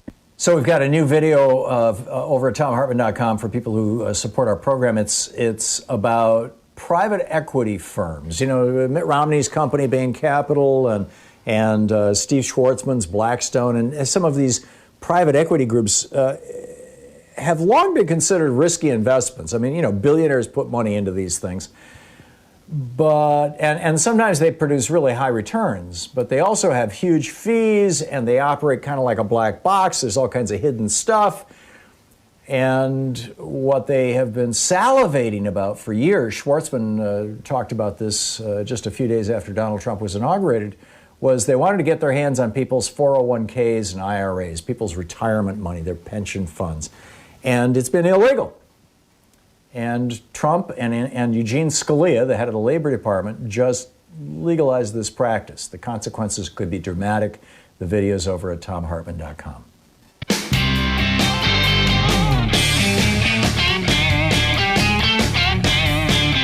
1 minutes past the hour. Just to correct the record, I hate it when people come on this program and say things that are, in defense of their arguments that are simply not the case. John Kennedy won both the popular vote and the electoral vote. And the popular vote was very close. He won by 112,000 votes. But John Kennedy got 34,220,984 votes, so 34.2 million. And Richard Nixon got 34,108,157 votes, or 34.1 million. So Kennedy got 34.2 million, Nixon got 34.1 million. Kennedy won the popular vote, Kennedy won the electoral vote. Let's just put that on the record because, geez. So anyhow, Robin in Boulder, Colorado. Hey, Robin, what's up? Well, you are talking about a very timely subject because one of the Supreme Court decisions that's going to be coming down in the next couple of weeks is on faithless electors, and it's just not getting enough play in the press right now. You're right. And this is coming straight out of Colorado. Our Attorney General, Phil Weiser, he's the one who's taking this all the way to the Supreme Court because we had one faithless elector during the last election. Colorado's a blue state now, and Colorado overwhelmingly voted for Hillary Clinton. We had one elector who refused to cast his vote for Hillary Clinton. I don't think he cast it for Trump, but he voted for somebody else. Now, this is really scary because if this is allowed, if the Supreme Court allows this, then there's no point in any of us voting anymore because a very small group of people of about maybe 500 across the country will be deciding who's going to be in the White House in the future. It's actually the opposite of that, Robin. Really? Okay. Yeah, let me explain why. Okay. We have never had first of all, the Electoral College only exists with regard to presidential elections. We have never had a president, we have never had a situation where the outcome of the election turned on a faithless elector. There, in a typical election, there's 3 or 4, sometimes 5 or 6 faithless electors. Well, maybe even just 1 or 2, but it's depending on the election. But they've happened throughout our history. But what's really going on here is that the nationalpopularvote.com, this movement for national popular vote, is in large part, and nationalpopularvote.com, you can read the whole thing, by the way. And here's the problem. What the states who have joined this compact are saying is that our electors, we will field electors who will vote for whoever wins the majority vote, regardless of which way our state goes, so that the majority vote will end up being the national vote. In other words, whoever gets the most votes will become president of the United States. In order to order their electors to vote against who the majority of people in their state voted for, they're essentially ordering their electors to be faithless electors. So if the Supreme Court rules that faithless electors are something that is not allowed, in all probability, they're going to blow up the whole national popular vote thing. Now, I realize there's an argument against that. In fact, there's a headline over at nationalpopularvote.com that says faithless elector issue does not affect operation of national popular vote. But that's good. Okay. Well, yeah, but see, that assumes that the Supreme Court is going to decide this case, this Colorado case, on these very, very narrow grounds. And it wouldn't surprise me at all if it becomes, if it's a much larger case. There's also a case out of the state of Washington, Chiafalo versus state of Washington, and that has been argued before the 10th Circuit. Your Colorado case was the one that was argued before the 10th Circuit. But is your Attorney General a Democrat or a Republican in Colorado? Democrat. Yeah, okay, well, that's interesting. Because my concern is that if the Supreme Court rules that electors may not choose, that whatever the state, however the state goes, that's how it has to go, is that will eliminate the ability of the national popular vote movement to work. We'll see. It would have been a good question to ask the professor, because he's, as much as we disagree on, on democracy, I think he knows his stuff, although he didn't know that John Kennedy actually won the popular vote in 1960. But I guess we're just going to have to see, Robin. Do you have any inside information on when this decision may come down? All I know is that it's probably going to be, in the next couple of weeks. I have no idea. It's not getting much play in the news right now, because right now that's being trumped by some other issues going on, like COVID and the Black Lives Matter, which are very important. But the decision that they hand down is going to be so important, and it makes me nervous. And thank you for educating me on this. But regardless, it still has me nervous. How they're going It's up to the individual states. Pennsylvania actually changed their state law so that the parties are no longer nominating the electors; that the candidate nominates the electors. So, that'll probably eliminate faithless electors. But we'll see how it shakes out. Robin, thanks for the call. You're listening to the Thom Hartmann Program. Call 202-808-9925. Back with more of the news of the day and your calls in just a moment. Stick around.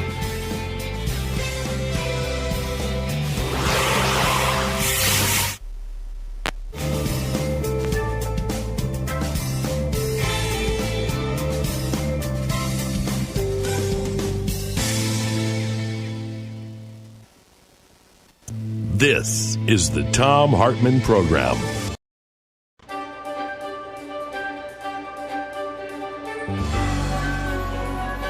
Our book today in the Thom Hartmann Book Club is The Black Panthers, Portraits from an Unfinished Revolution, edited by Briasha and Yohuro Williams. This is from Chapter 1, In Defense of Self-Defense, Pathways to the Black Panther Party. People joined the Black Panther Party for many different reasons.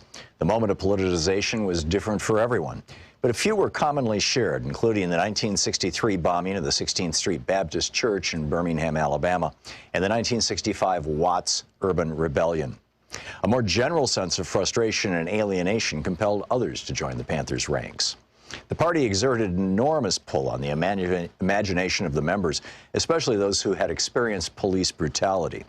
In the rebellious spirit of the times, the party's bold stance on self-defense resonated with those seeking fresh alternatives for achieving social justice and black liberation.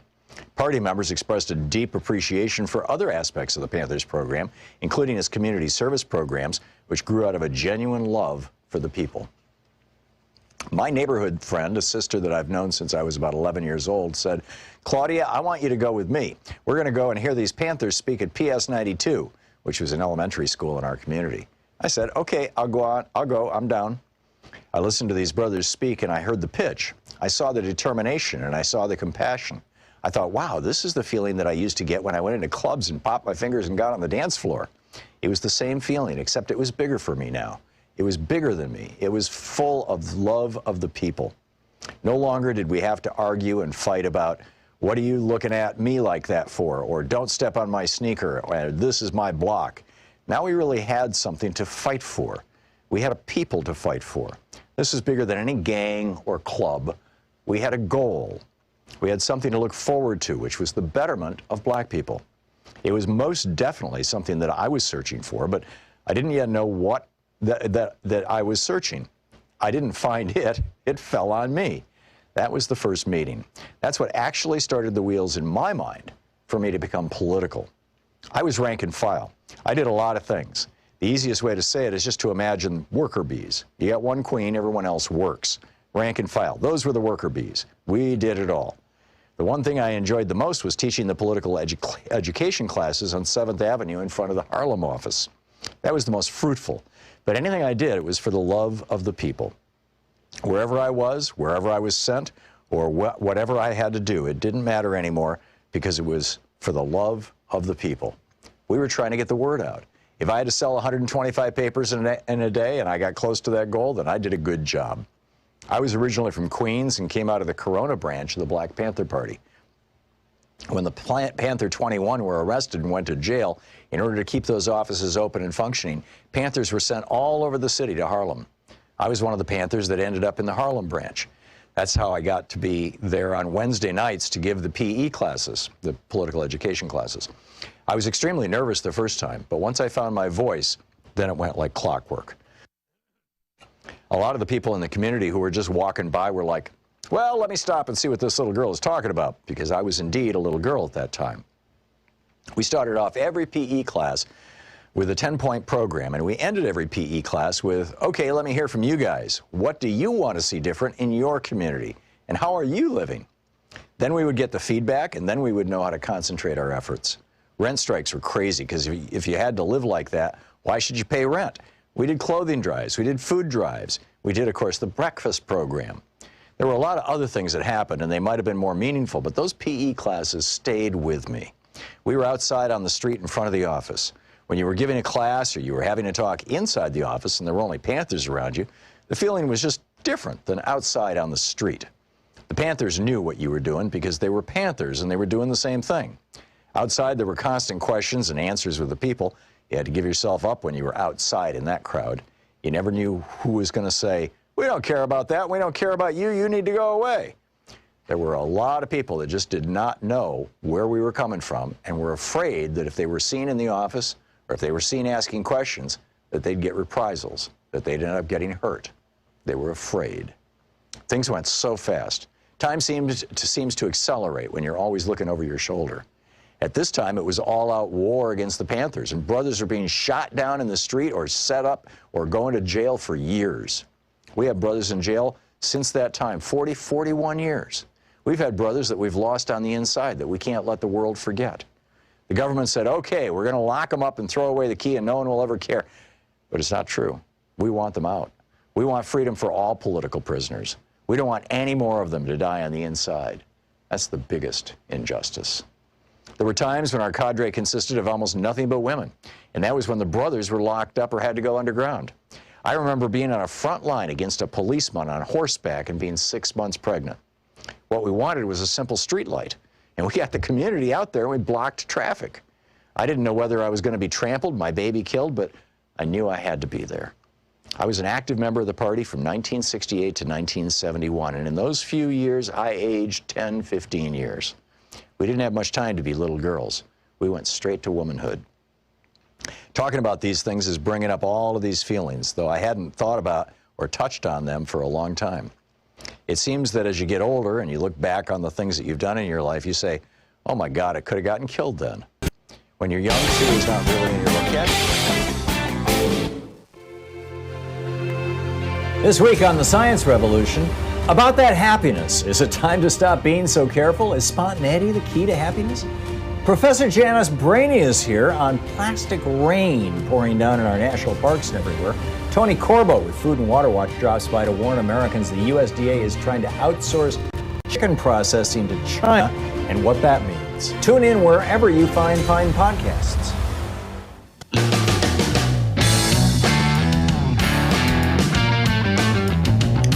Welcome back. Thom Hartmann here with you. Boy, Donald Trump was asked by Scripps Television whether he had actually told his people to slow down testing. Here was his opportunity to say, no, it was just a joke, like everybody's telling you right now. My campaign is saying it's just a joke. It was just a joke. He didn't say that. He deflected. He was like, oh, we're doing a great job with testing, and, if you do more tests, you're going to get more cases, and, quack, quack, quack.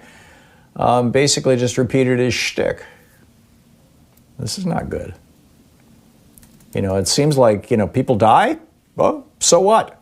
100,000 people die? So what?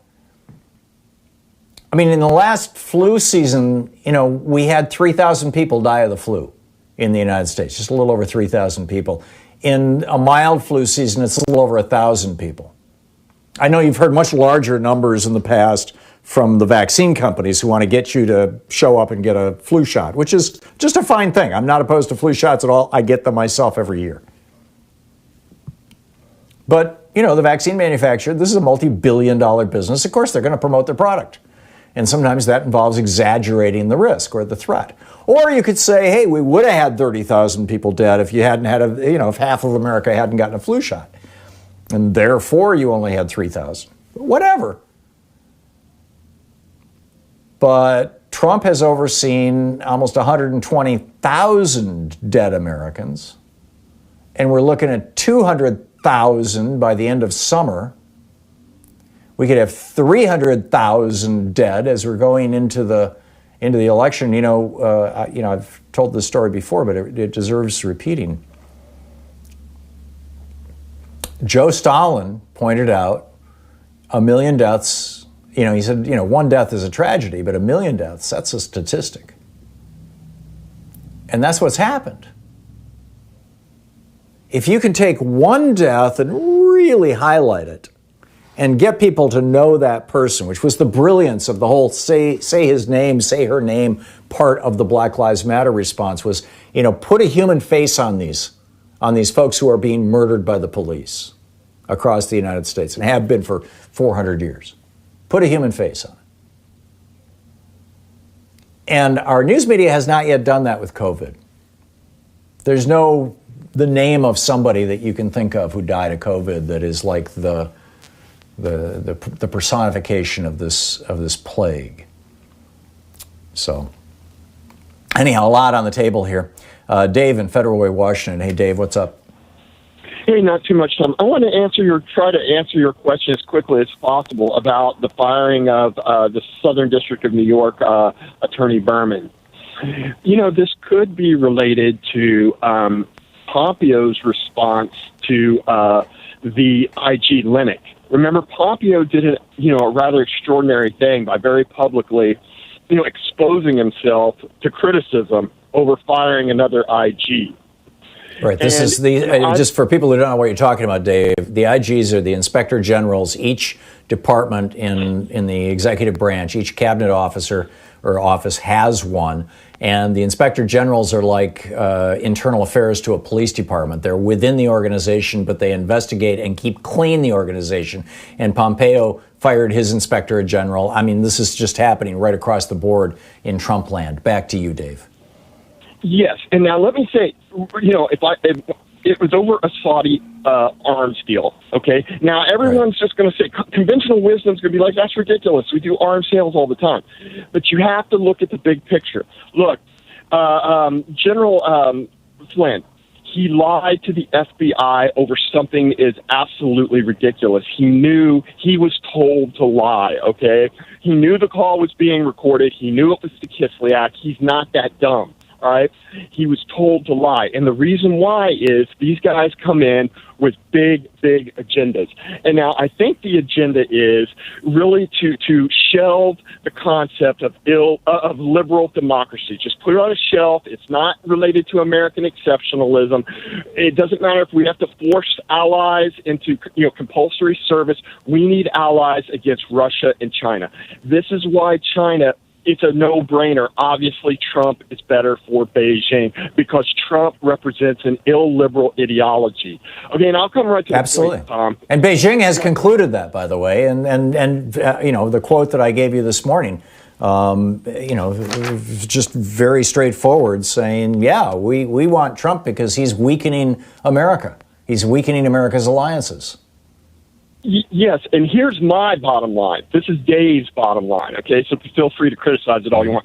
Look, the bottom line is we all go into government, and then we think, look, we can't have rule of the mob, all right? We cannot have mob rule. And this is where all these little drug deals, as Bolton said, that's where all these little drug deals come from, right? Because we all agree on that, regardless of our political affiliation. But I will tell you now, I don't think that's true anymore. I think the pendulum has swung.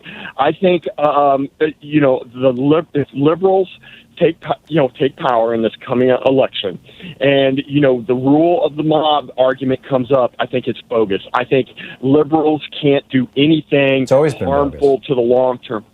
I don't know about all. No, it's always been bogus. It's. No, I mean, going back, John Adams made that argument, right? He called average people the rabble. And at various times early and certainly during his presidency, was very strongly opposed to the rabble, to the mob. And this is the big argument that the objectivists make, the Ayn Rand followers, is that democracy is mob rule and therefore it's a bad thing. We should have rule by an intellectual elite, the objectivists and the libertarians. I get it. Dave, I got to move along. But did you make your point? Yeah. Okay. Thank you, John. Excuse me. Thank you, Dave. John in Minneapolis. Hey, John. What's up? Oh, hey, John, hold on just a second. I've got a call here. I want to catch this real quick because it says here, Patrick in Chicago, that you were at the Tulsa rally. Tell me about this. And my apologies, John. We'll get back to you in just a minute. But Patrick, you were at the rally? I was at the rally. I actually went to the Minneapolis rally, too, to photograph that. And it's a tale of two cities, where Minneapolis was a grassroots effort, very positive, inclusive, empowering, and calls to action about, we need you to help make a bigger change in this country. This was the Minneapolis Trump rally. When was that? No, that was the George Floyd, the protests and marches in Minneapolis. Yes. Okay. And then it's. I apologize, I didn't set that up right. But I'm driving back from the Tulsa rally in Trump land, and from Tulsa, and it's the complete opposite end of the spectrum. There were about 400 or 500 people out there camping out a couple nights before. I got there Thursday night, and very little substance, no talk of policy, a lot of people showing up and just yelling Trump, Trump, Trump, Trump, Trump, Trump, 4 more years. Right. And sometime around 4 o'clock on Saturday, I thought there was going to be this huge flood of people. And I'm kind of looking around, and I said to somebody else, where is everybody? And there were a handful of protesters there during the day, maybe like a dozen off to the side, very quietly holding signs. And then at about 4 o'clock or so, I'd say the BLM protesters showed up, and there may have been 200, maybe 300 at the most, but they did not block anybody from going in. You could have walked right in, gone to the checkpoint, and walked right into the stadium or the arena and got a seat. It was there was very few people who showed up. Yeah, it's fascinating. Patrick, thank you for the report. That's fascinating. John in Minneapolis. Hey, John, what did you have to say? Yeah, I just wanted to say, unfortunately, even within the blue states, Minneapolis is like a blue dot that has a lot of population and carries us to be a blue state. But, we're really surrounded by a sea of red. And in terms of doing the kinds of things that you're supposed to do with COVID-19, a lot of people in what we call outstate Minnesota, which is anything outside of the Twin Cities, they're not doing it, and there isn't enough of a push or a consensus to agree upon it because, of course, we have leadership that just don't agree upon it. And, it's sad because in Africa, there are countries that have far more consensus as to what to do, have, just a minimum resources to do it with, and actually have, in the competition, if you want to say it's a competition for COVID-19, they're doing far better than we are. Yeah. Taiwan is another one that never had to lock down because they did everything right, and their vice president was an epidemiologist. So when it comes to science and how that affects policy, we've given that over to people like Donald Trump and the other side, even though they might they don't even represent a majority here. And where, like, say, Bob Kroll comes from, which is only about 10 miles north of here, there's a lot of racists, there's a lot of Trump supporters, and it's just not going to happen properly. There's not enough. We need to be protected from them in this case when it comes to COVID-19. Yeah, I'm with you. Thank you, John. I think this is going to play out like HIV did. Once this forest fire gets really big and really bad, well, I'll explain it on the other side of the break. You're listening to Thom Hartmann. Visit ThomHartmann.com for audio and video archives. It's 45 minutes past the hour. We'll be back with your calls in just a moment.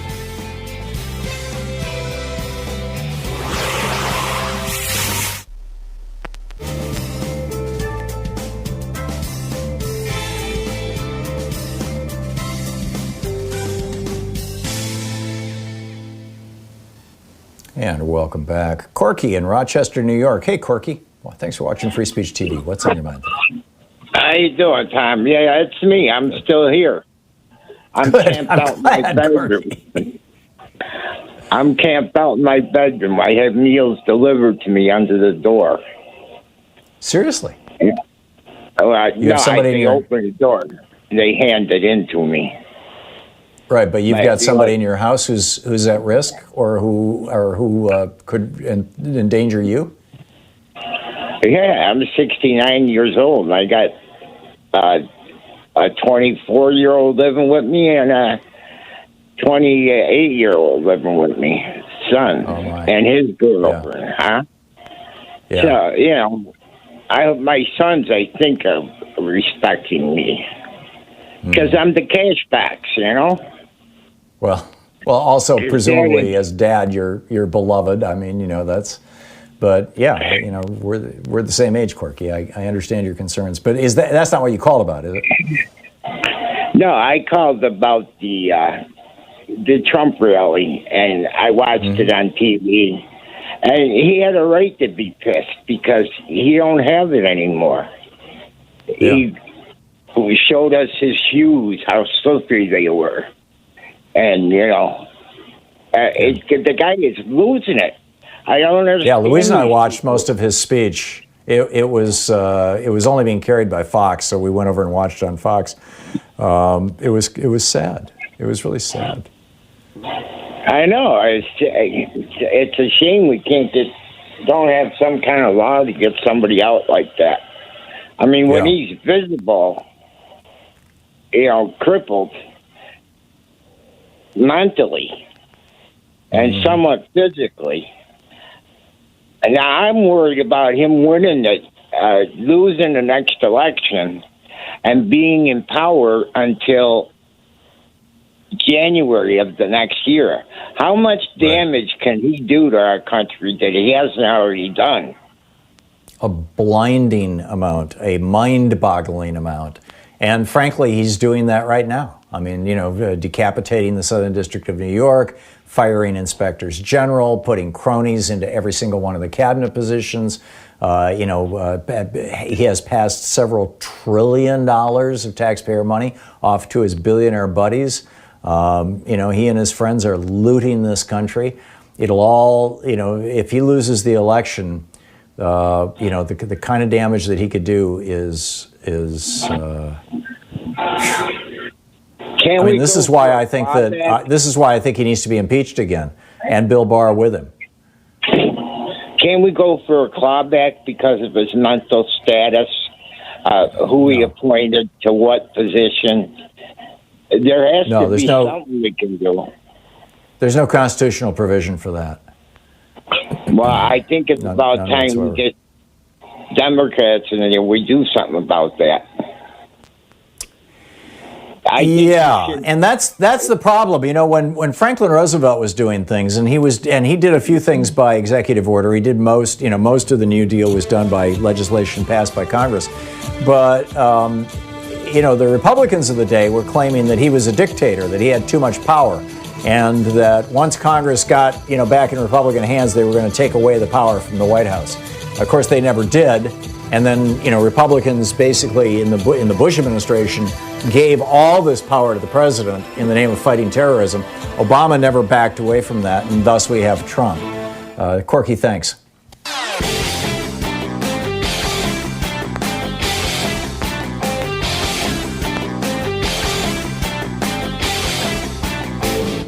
Hey, we're putting together a series of American history books. It started with a hidden history of guns and the Second Amendment. Then we had the hidden history of the Supreme Court, the betrayal of America. Then the hidden history of the Republican war on voting. Coming out soon is the hidden history of monopolies, how big business destroyed the American dream. And then next spring, it's going to be the hidden history of oligarchy and tyranny.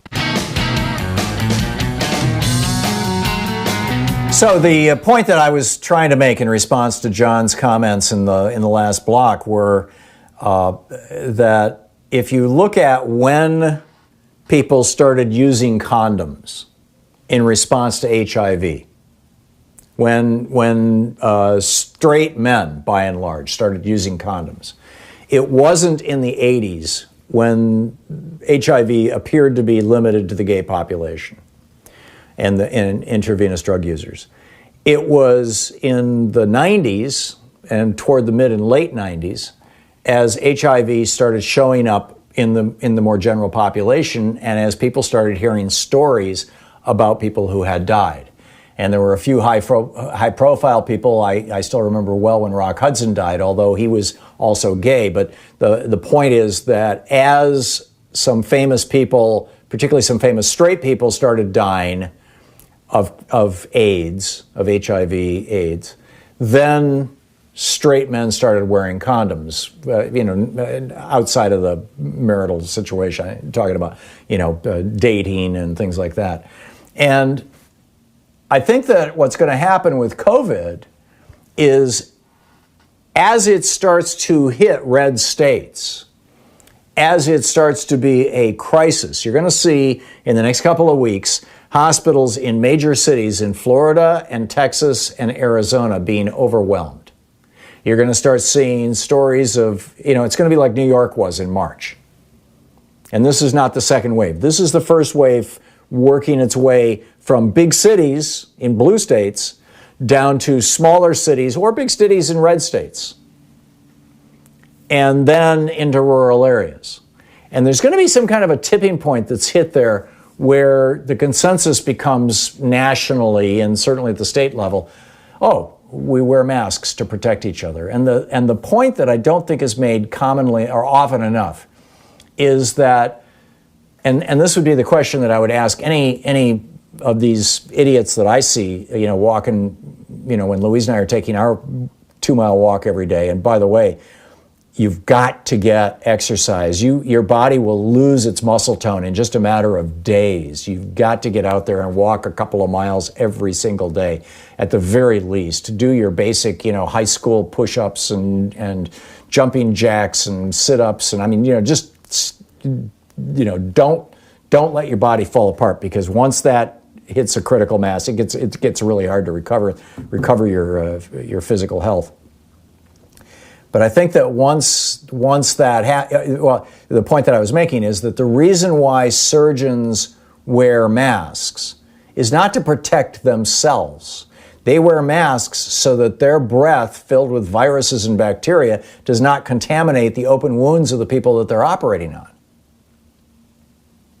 And when Americans figure that out, when average people, and that's the sales pitch that should be, in my opinion, should be made by the governors of these red states, is the mask is not to protect you. There were when I was watching Trump's Tulsa rally, there were a few people who were wearing masks. And I'm like, these people are idiots. They think wearing a mask protects you. It doesn't. It protects other people. If people around you are spraying viruses into the air and you're breathing, they're going to get through the mask into you, and you're going to get sick. But if you happen to be the one who's sick and you're breathing and talking and you've got a mask on, virtually all of the moisture coming out of your mouth is going to get caught by that mask, or enough of it that you're probably not going to infect the people around you. And certainly it's not going to have the velocity it would have without the mask. You're going to be throwing viruses 3 feet, 4 feet, 5 feet, 6 feet, 8 feet, 10 feet. If you're shouting, they're going to go a couple of inches past your face. Anyhow, Paul in Woodinville, Washington. Hey, Paul, what's up?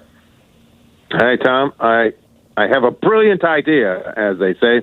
I want to run this past you. So we talked, it was a couple of months ago, about what the Democrats should do is to, in Congress and at the federal level, should run on the idea of repealing the collection of the personal federal income tax. And I don't mean repealing the 16th Amendment, just leave the 16th Amendment alone. The 16th Amendment does not require the federal government to collect personal income tax. It simply allows the federal government. It's constitutional. So in this way, my idea would be that all taxes would be collected at the state level, or at least all income taxes. The states would pay their taxes. The states would pay taxes to the federal government. The state treasurer would pay the federal income tax. And here's how the income tax would be assigned. you take the federal budget and you divide it by 538. That's how many electors there are, and you would pay the sum, your share, depending on how many electors you have in your state, not on your population. So you wouldn't be essentially breaking it down to averaging out the population, your average income. So that means Wyoming's going to pay more proportionately than New York or California because the two senators they have a greater proportion in electoral power, so they should. That's interesting. Why not? That's interesting. That's a way to even it out. A Wyoming voter has, 24 times more power than a California voter, something like that. Of course, that's in as a ratio. I figured out they have 5.2 electoral votes per million people. California has something like 1.4, and so the ratio is about 3.7. They have 3.7 times more electoral power than 3.7 times. So they have that much more power than a Californian. So here's the way I would think that you could get out of it. If you choose not to seat a congressman or a senator, then you would reduce your electoral power. You don't want to pay the taxes. Yeah, interesting idea, Paul. Paul, thank you. Always thinking. We'll be back. I want to get into the grift of the Trump administration right after this. Stick around. It's the Thom Hartmann Program. Lots more coming right up. You're listening to Thom Hartmann.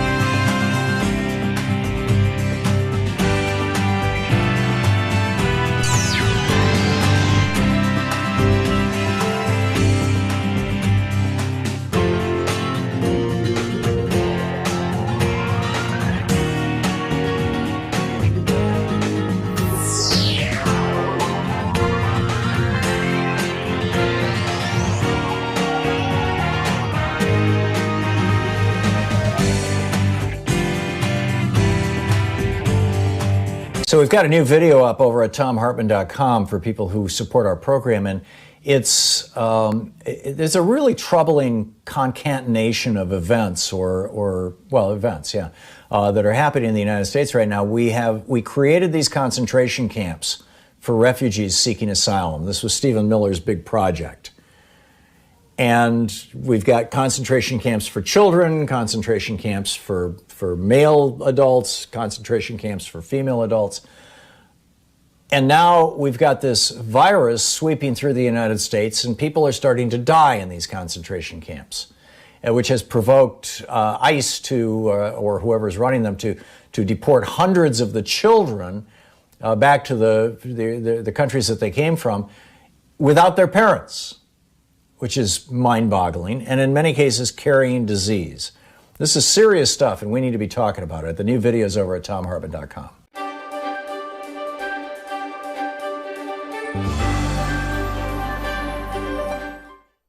We're reading today from a book by David Sanger, the Pulitzer Prize-winning New York Times national security reporter. The title of the book is The Perfect Weapon: War, Sabotage, and Fear in the Cyber Age. We're reading from the preface. A year into Donald J. Trump's presidency, his defense secretary, Jim Mattis, sent the new commander-in-chief a startling recommendation. With nations around the world threatening to use cyber weapons to bring down America's power grids, cell phone networks, and water supplies, Trump should declare that he's ready to take extraordinary steps to protect the country. If any nation hit America's critical infrastructure with a devastating strike, even a non-nuclear one, it should be forewarned that the United States might reach for a nuclear weapon in response. Like most things in Washington, the recommendation leaked immediately. Excuse me. Many declared it a crazy idea and wild overkill. While nations had turned their cyber weapons against each other dozens of times in recent years, no attack had yet proven to cost a human life, at least directly. Not the American attacks on Iran's and North Korea's weapon programs, not the North Korean attacks on American banks, a famed Hollywood studio, and the British healthcare system, not the Russian attacks in Ukraine, Europe, and then at the core of American democracy. That streak of luck was certain to end soon. But why should Donald Trump or any of his successors take the huge risk of escalating a cyber war by going nuclear? The Pentagon's recommendation, it turned out, was the prelude to other proposals delivered to a president who values toughness and America first to use the nation's powerful cyber weapons far more aggressively. But it was also a reminder of how quickly the fear of devastating cyber attacks has moved from the stuff of science fiction and die-hard movies to the center of American defense strategy. Just over a decade before, in 2007, cyber attacks were missing entirely from the global threat assessment that intelligence agencies prepare each year for Congress. Terrorism topped that list, along with other post-9/11 concerns. Now that hierarchy has been reversed. For several years, a variety of cyber threats, ranging from a paralyzing strike on the nation's cities to a sophisticated effort to undercut public confidence in its institutions, has appeared as the nation's #1 threat on the list. Not since the Soviets tested the bomb in 1949 had the perception of threats facing the nation been revised so quickly. Yet Mattis, who had risen to 4-star status in a career focused in the Middle East, feared that the 2 decades spent chasing al-Qaeda and ISIS around the globe had distracted America from its most potent challenges. Great power competition, not terrorism, is now the primary focus of U.S. national security, he said in early 2018. America's, quote, competitive edge has eroded in every domain of warfare, including the newest one, cyberspace. The nuclear strategy he handed Trump gave voice to an inchoate fear among many in the Pentagon that cyber attacks posed a threat unlike any other, one that we had completely failed to deter. The irony is that the United States remains the world's stealthiest, most skillful cyber power, as the Iranians discovered when their centrifuges spun out of control, and the North Koreans suspected as their missiles fell out of the sky. But the gap is closing. Cyber weapons are so cheap to develop and so easy to hide that they've proven irresistible. And American officials are discovering that in a world in which almost everything is connected, phones, cars, electrical grids, and satellites, everything can be disrupted, if not destroyed. For several years, the thinking inside the Pentagon was that only nations with nuclear weapons could threaten America's existence. Now that assumption is in doubt.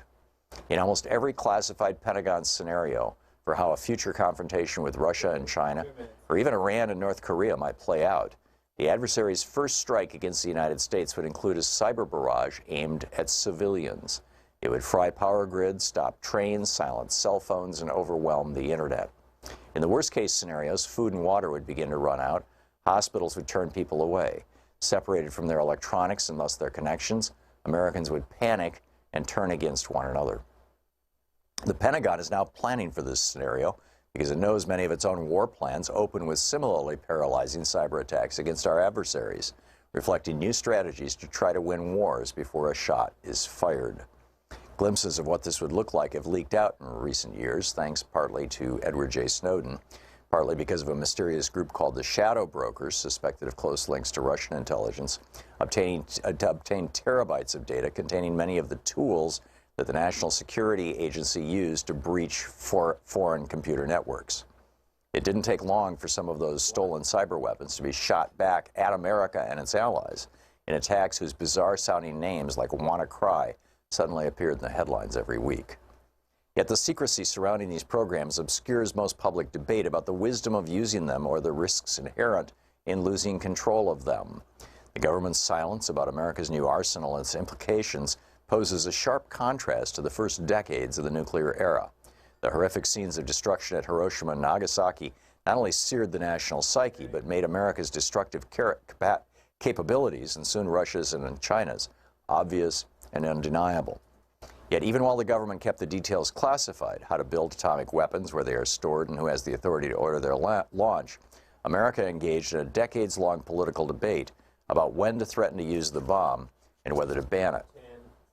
The book, The Perfect Weapon by David E. Sanger.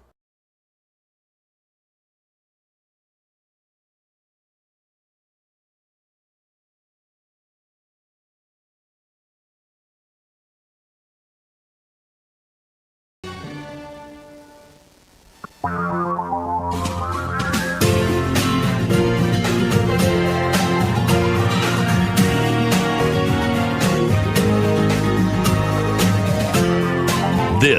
is the Thom Hartmann Program. So when the Mueller report came out, Bill Barr had gone through and redacted big chunks of it. There were big blocks of just black lines and black blocks of text and things in the Mueller report.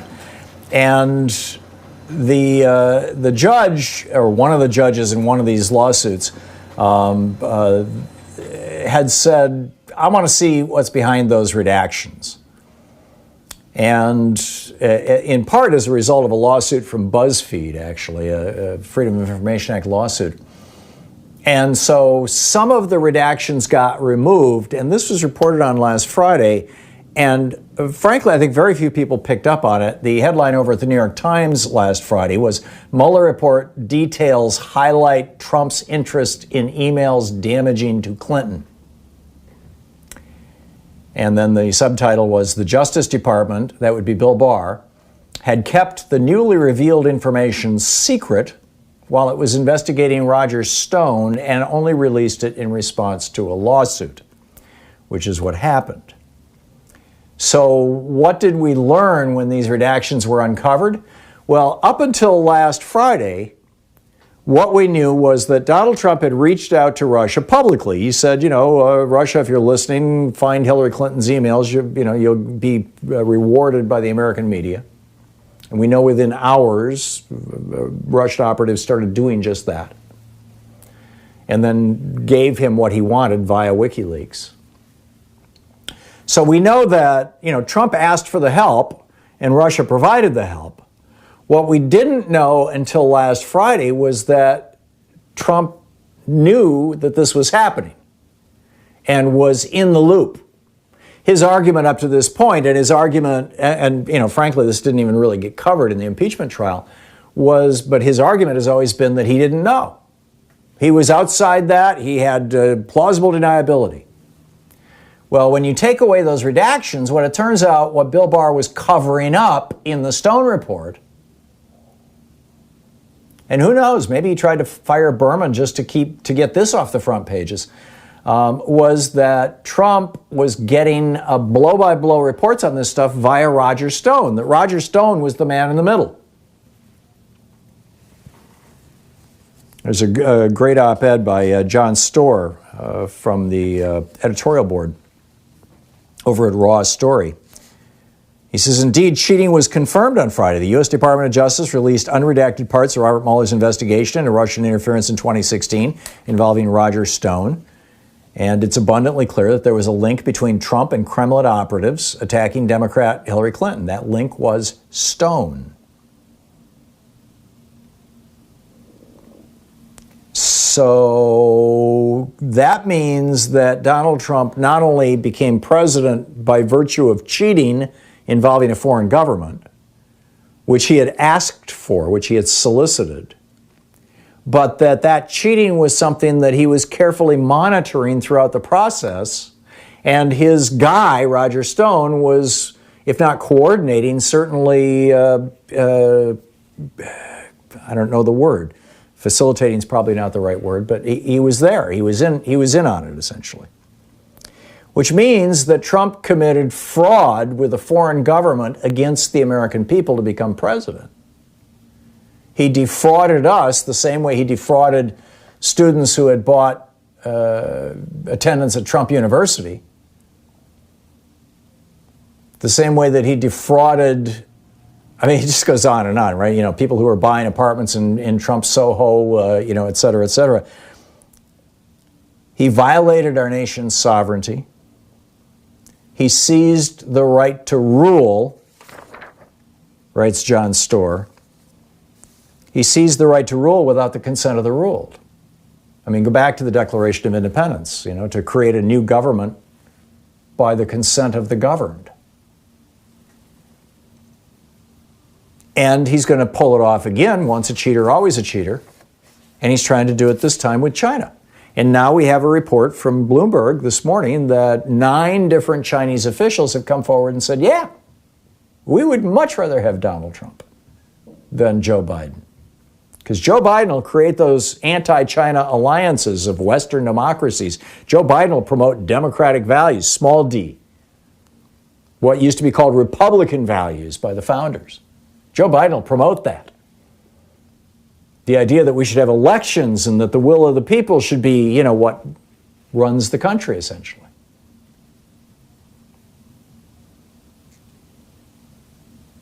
And so here we have a president who didn't get there that way. He cheated his way in. And what's he doing now with the spoils of that? Well, he's cheating to get himself and his buddies rich. He's looting our country. I mean, in big ways and small. Some of the small ways, for example, Congress appropriated billions, with a B, billions of dollars for a nationwide contact tracing and testing program. Trump has failed to distribute $14 billion of that money. He's just sitting on it. We don't need no stinking testing. We don't need no stinking contact tracing. Chuck Schumer and Patty Murray, Democratic senators from New York and Washington State, respectively, sent a letter to Alex Azar, the former head of Eli Lilly, who oversaw the doubling of insulin prices there. He's now the Secretary of Health and Human Services, saying, why don't you distribute that money? You're sitting on billions of dollars for testing and contact tracing. The states need this money. The Centers for Disease Control was supposed to get, was supposed to pass out nearly $4 billion. The money was given to the CDC, and they were supposed to pass it out for surveillance and contact tracing at state and local levels and with Native American tribes, tribal territories. And they were given $2 billion for free testing for uninsured people. That money has not been passed out. So, you've got the giant con, the giant grift going on with that regard. In the meantime, 10,000 Americans have been arrested in the protests since George Floyd was murdered. Yet, over the last 10 years, the banksters of America, since 2009, 2008, 2009, really. So the past 11 years, the banksters of America have supervised the transition of a $19 trillion in wealth from the middle class into the pockets of the very rich. America's billionaires have seen their wealth soar by $434 billion just since the coronavirus hit us. Corporations got $500 billion in bailouts, $135 billion in tax breaks. Trump and his buddies got billions of dollars in bailouts and tax breaks, specifically for real estate developers like Donald Trump. Amazon just paid 1.2% tax rate last year. Chevron, Halliburton, Netflix haven't paid a dime in recent years. We lose $70 billion a year because corporations use offshore tax havens. We're doing nothing about this. I mean, the CARES Act, right, this thing that gave $1,200 to you and me, to average Americans, went out to 150 million households.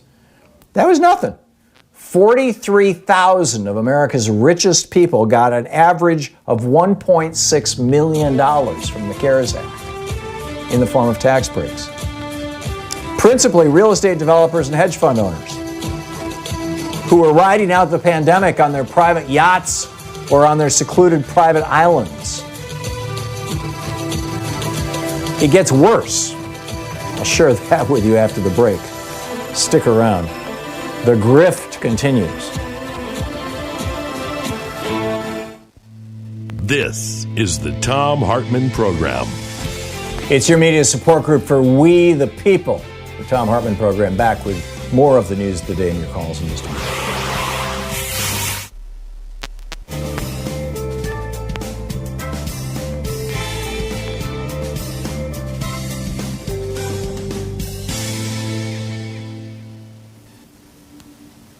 And welcome back. Let's see here. Roger in Queens, New York. Hey, Roger, what's on your mind? Thanks for watching. The professor you had on for the... I'm sorry? Oh. Can you hear me? Yeah. Hello? Yeah, sorry. There's a slight delay between okay. us, so you just go ahead. Oh, okay. The professor you had regarding the Electoral College, it seems his biggest argument was, and I'll agree with him, nobody should get in with 20% of the vote, 15%, 10%. Well, the answer is runoff, and from my understanding, that they have a way of voting that there's automatic runoff. You don't have to do a second time.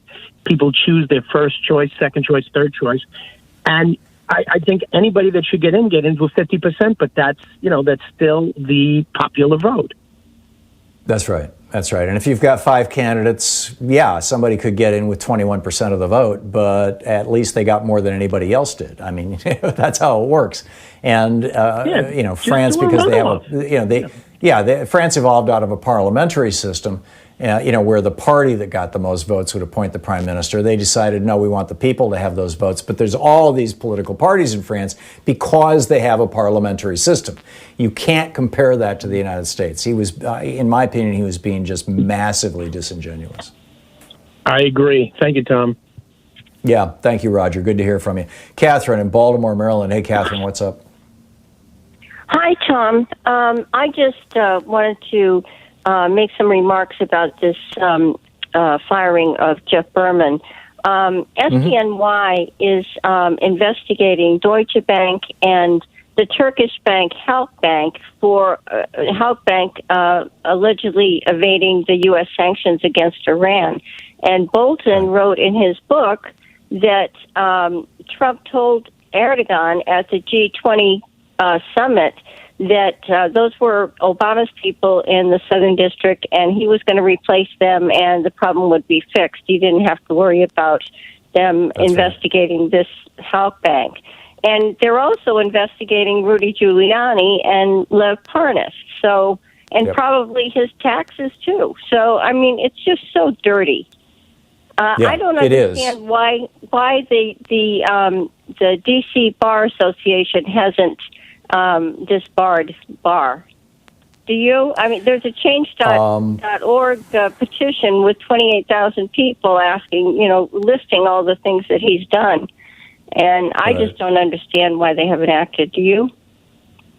I don't know enough about how bar associations work to I don't know if you have to have a member of the bar who brings the complaint, if there has to be a certain threshold, if it has to come from the board of the bar. I just don't know how that works. So but that's a good point.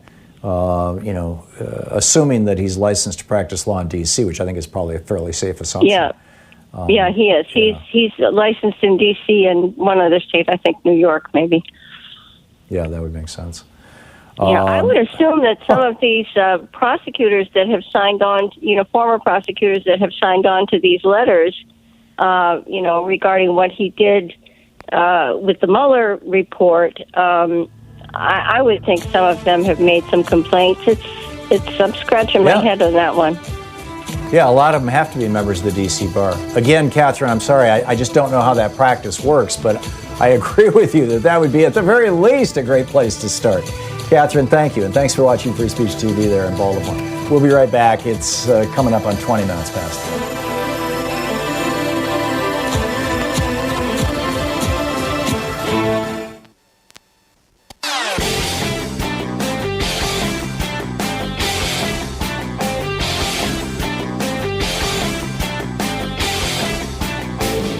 Our 1-hour free podcast recaps our show, and it's available wherever fine podcasts are found. And we have the full 3-hour podcast available over at thomhartmann.com if you want to really support our program. It's that time of year where we celebrate Memorial Day. We memorialize the Americans who have died in our wars, in the Vietnam War, in the Iraq War, in the Afghanistan War, in the Gulf War, the earlier Iraq War, in the Korean War.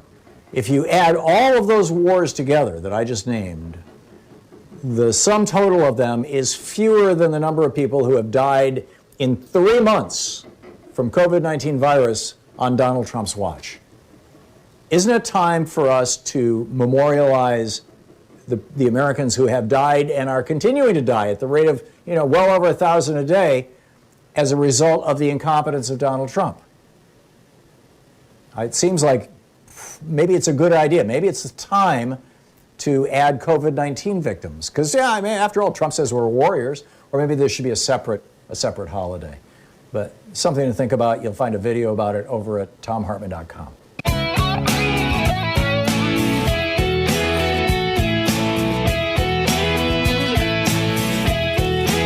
So the grift continues. For example, the CARES Act, this was the act that, this piece of legislation out of the House and Senate, well, out of the House, the Senate went along with it. They gave, you and me $1,200. That CARES Act provided $175 billion for healthcare systems.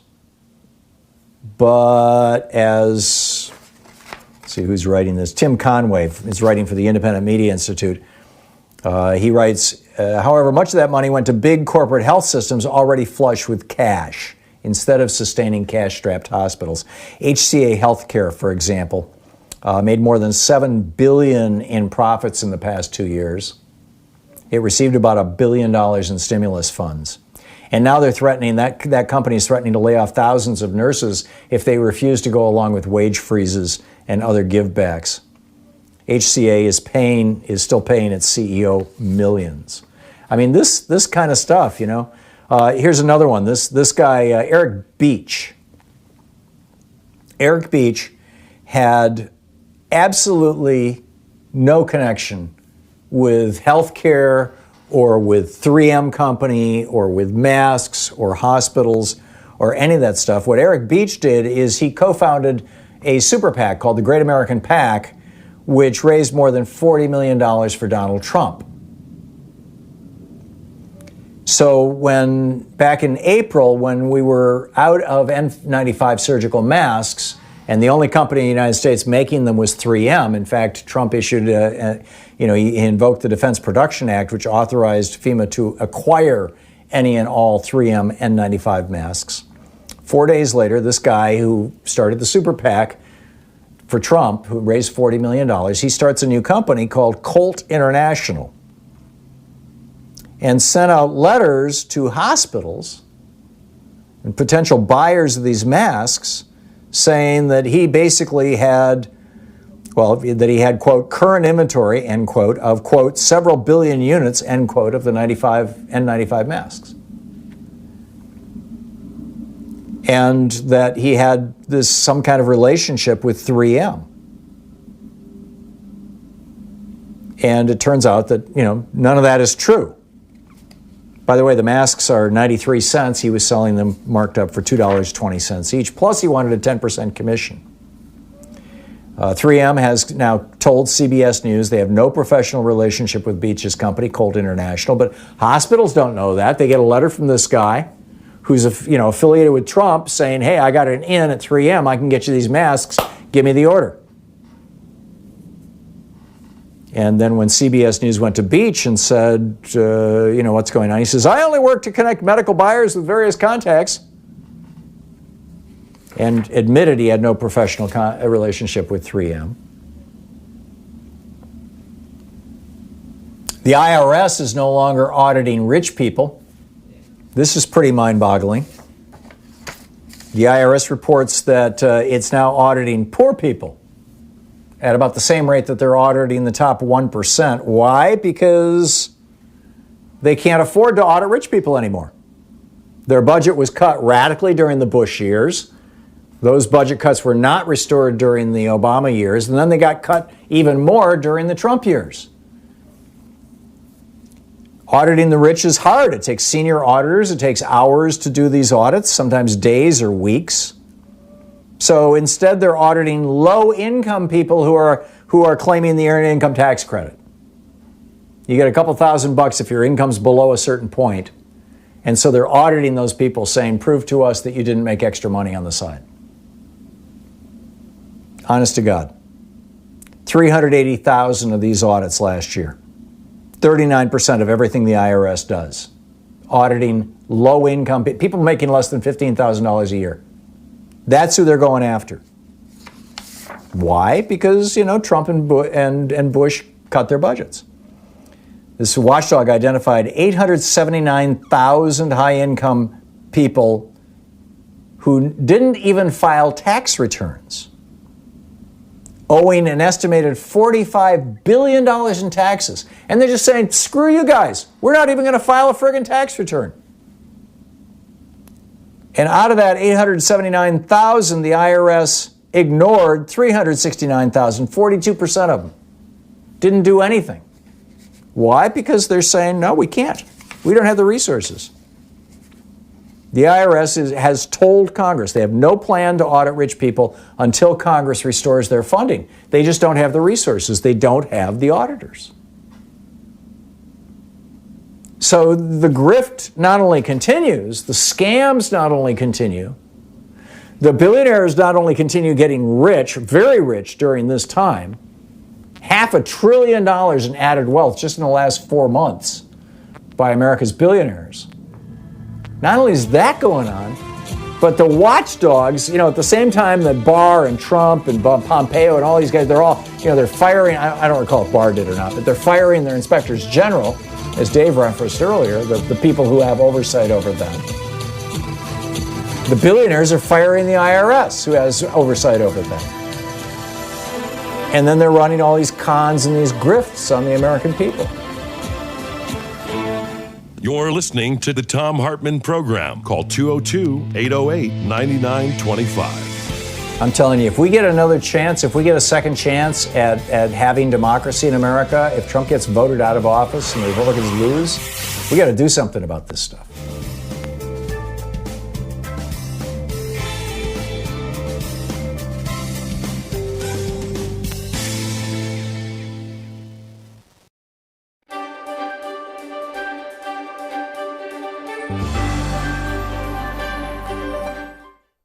We're reading today from a book by David Sanger, the Pulitzer Prize-winning New York Times national security reporter. The title of the book is The Perfect Weapon: War, Sabotage, and Fear in the Cyber Age. We're reading from the preface. A year into Donald J. Trump's presidency, his defense secretary, Jim Mattis, sent the new commander-in-chief a startling recommendation. With nations around the world threatening to use cyber weapons to bring down America's power grids, cell phone networks, and water supplies, Trump should declare that he's ready to take extraordinary steps to protect the country. If any nation hit America's critical infrastructure with a devastating strike, even a non-nuclear one, it should be forewarned that the United States might reach for a nuclear weapon in response. Like most things in Washington, the recommendation leaked immediately. Excuse me. Many declared it a crazy idea and wild overkill.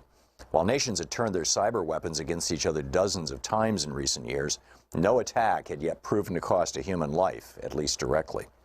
Not the American attacks on Iran's and North Korea's weapon programs, not the North Korean attacks on American banks, a famed Hollywood studio, and the British healthcare system, not the Russian attacks in Ukraine, Europe, and then at the core of American democracy. That streak of luck was certain to end soon, but why should Donald Trump or any of his successors take the huge risk of escalating a cyber war by going nuclear? The Pentagon's recommendation, it turned out, was the prelude to other proposals delivered to a president who values toughness and America first to use the nation's powerful cyber weapons far more aggressively.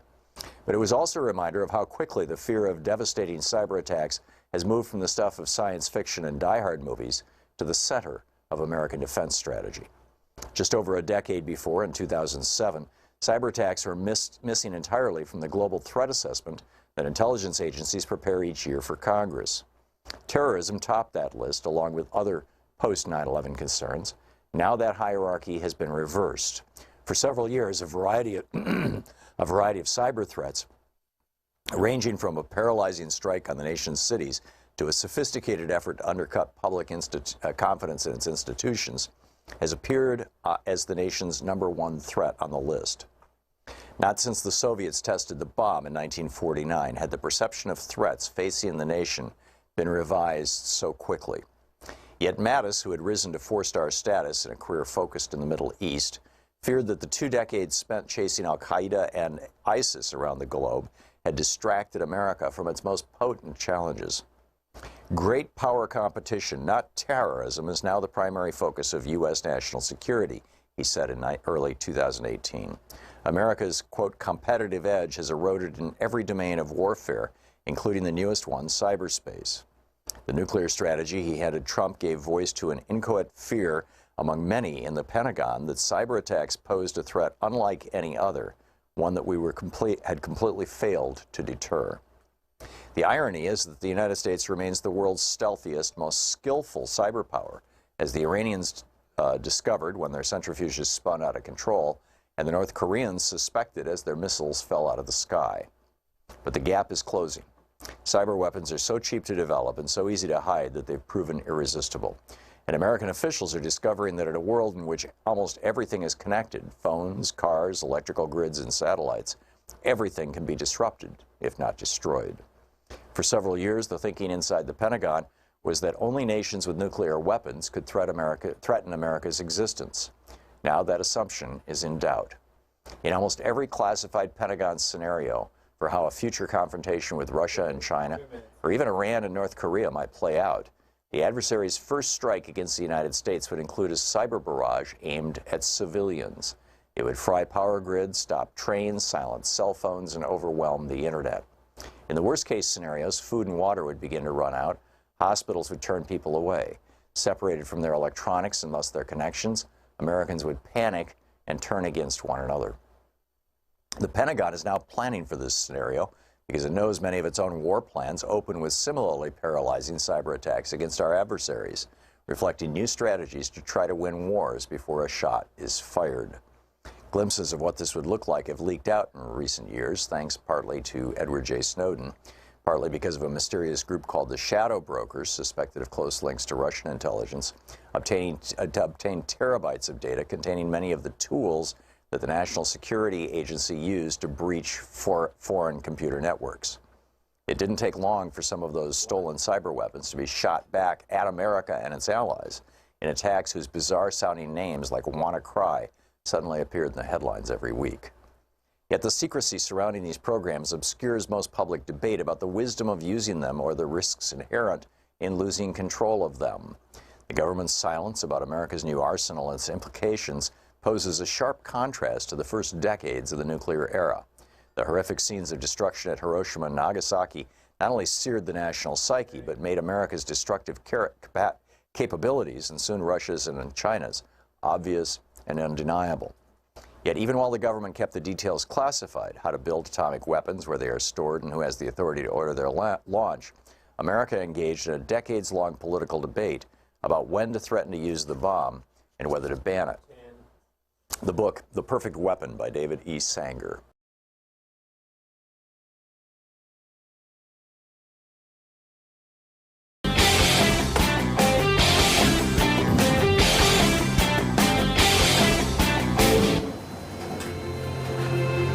This week on The Science Revolution, about that happiness. Is it time to stop being so careful? Is spontaneity the key to happiness? Professor Janice Brainy is here on plastic rain pouring down in our national parks and everywhere. Tony Corbo with Food and Water Watch drops by to warn Americans the USDA is trying to outsource chicken processing to China and what that means. Tune in wherever you find fine podcasts.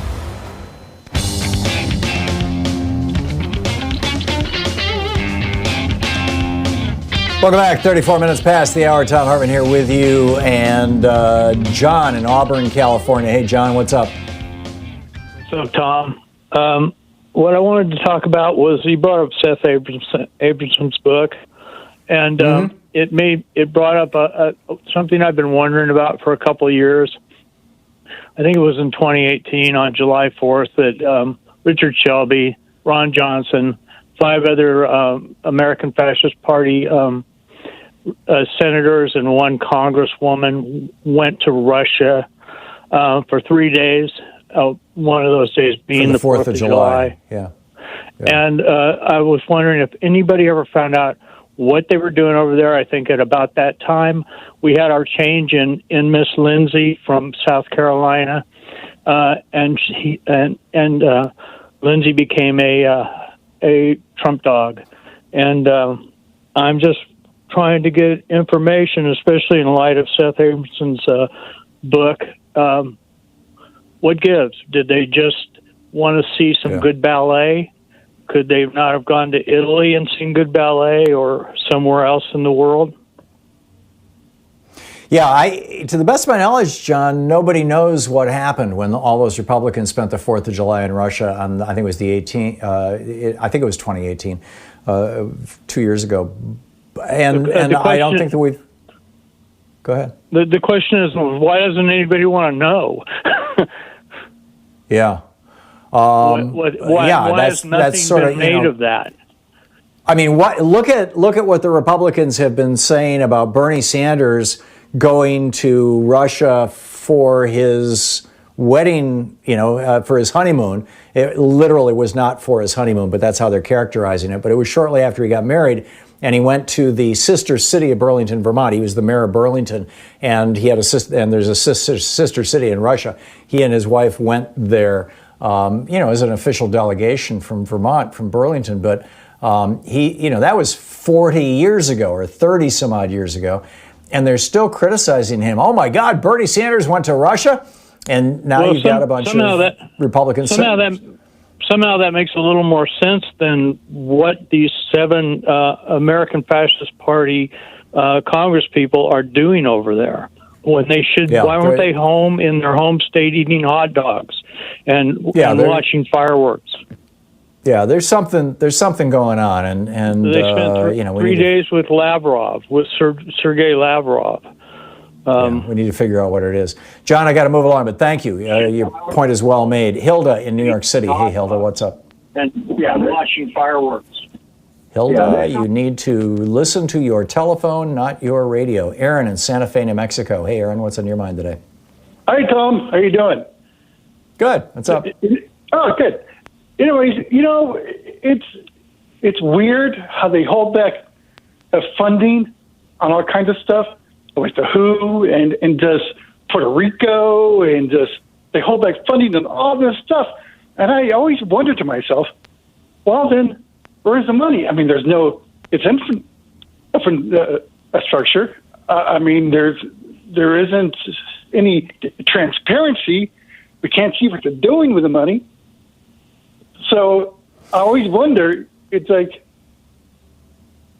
what is going on? Well, the simple kind of literal answer to your question is that the money that was appropriated by Congress, because it has not been spent, it has not been borrowed yet, basically. It hasn't been taken out of the Treasury and allocated. So it's just, it's still arguably available because of the appropriation, but hasn't been spent.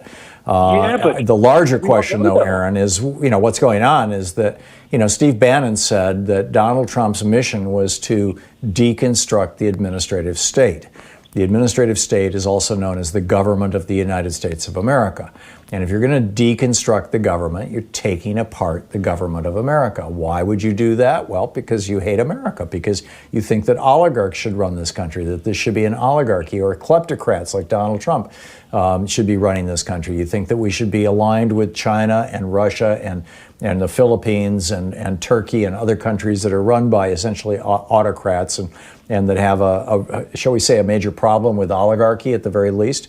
And that's what's going on. I mean, that's just absolutely what's going on. Aaron, thanks for the call. I assume your question was rhetorical. Rick in Miami. Hey, Rick, what's up? Yes. Hi, Tom. How are you? I got 3. I'm well. Hi. I have 3 curiosities I want to run by you. The first one is a trade union. Is membership in a trade union a license where you pay dues? A trade union where you pay dues. Membership in a trade union, is that considered a license? Is that a licensure? No, it's not. It's not. No, it's not. Trade unions will help you get licenses. They run apprenticeship programs so that you can get licenses, but the licenses are issued by state, county, or city agencies typically. Which brings unions, to the best of my knowledge, I might be wrong on this, but to the best of my knowledge, which brings me to my there are some situations. There was one I know in Chicago where the union, I think it was the sheet metal workers. You know, they do like HVAC systems in hospitals and things.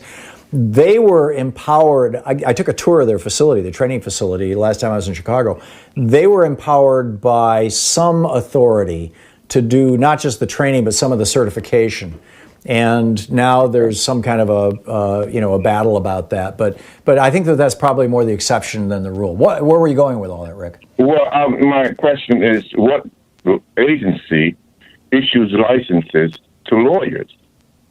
Because I hear this term, a licensed lawyer, and I don't know of any government agency, federal, state, or municipal that issues licenses to attorneys. So I'm curious as to how does that become a norm that it's expressed that a licensed lawyer, you have to have a license. Rick, I'm not an attorney, so I may be wrong about this, but I believe that it's sort of the same kind of thing as with some unions and their relationships with government agencies, where some cities will not hire contractors unless they're unionized, or will not hire workers unless they're members of a particular union, because they have an agreement essentially with that union. They've simply agreed to do business this way.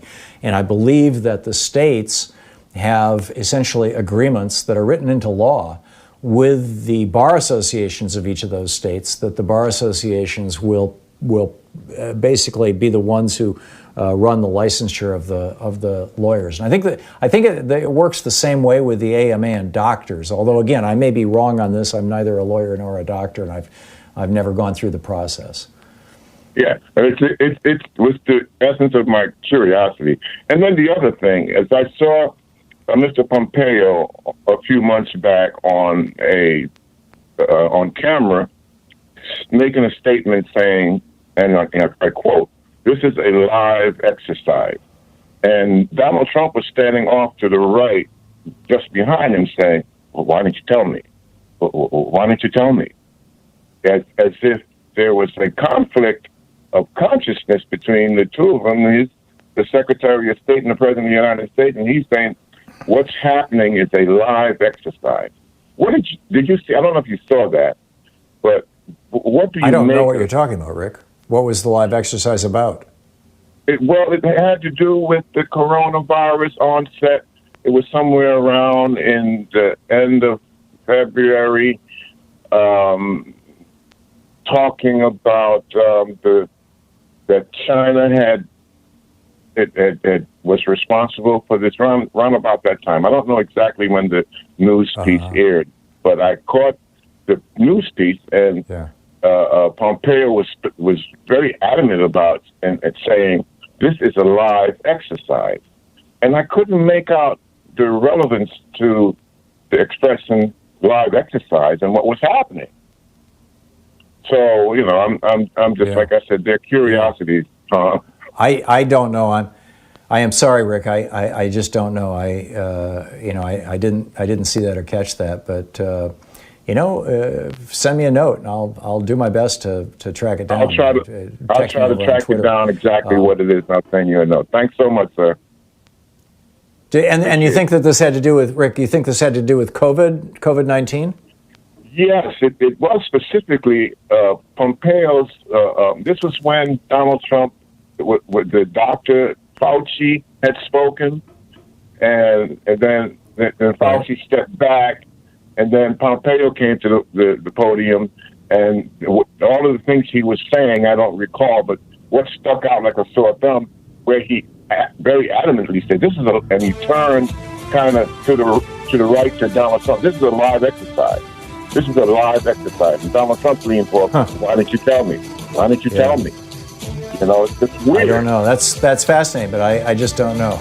But if you figure it out, Rick, let me know. And if you find anything out there that, maybe somebody who's watching or listening right now will be able to call in and fill us in, or post it over on my Twitter feed. We'll be right back. It's 45 minutes past the hour. Thom Hartmann. Visit thomhartmann.com for audio and video archives. Back with more of your calls in just a moment. Stick around.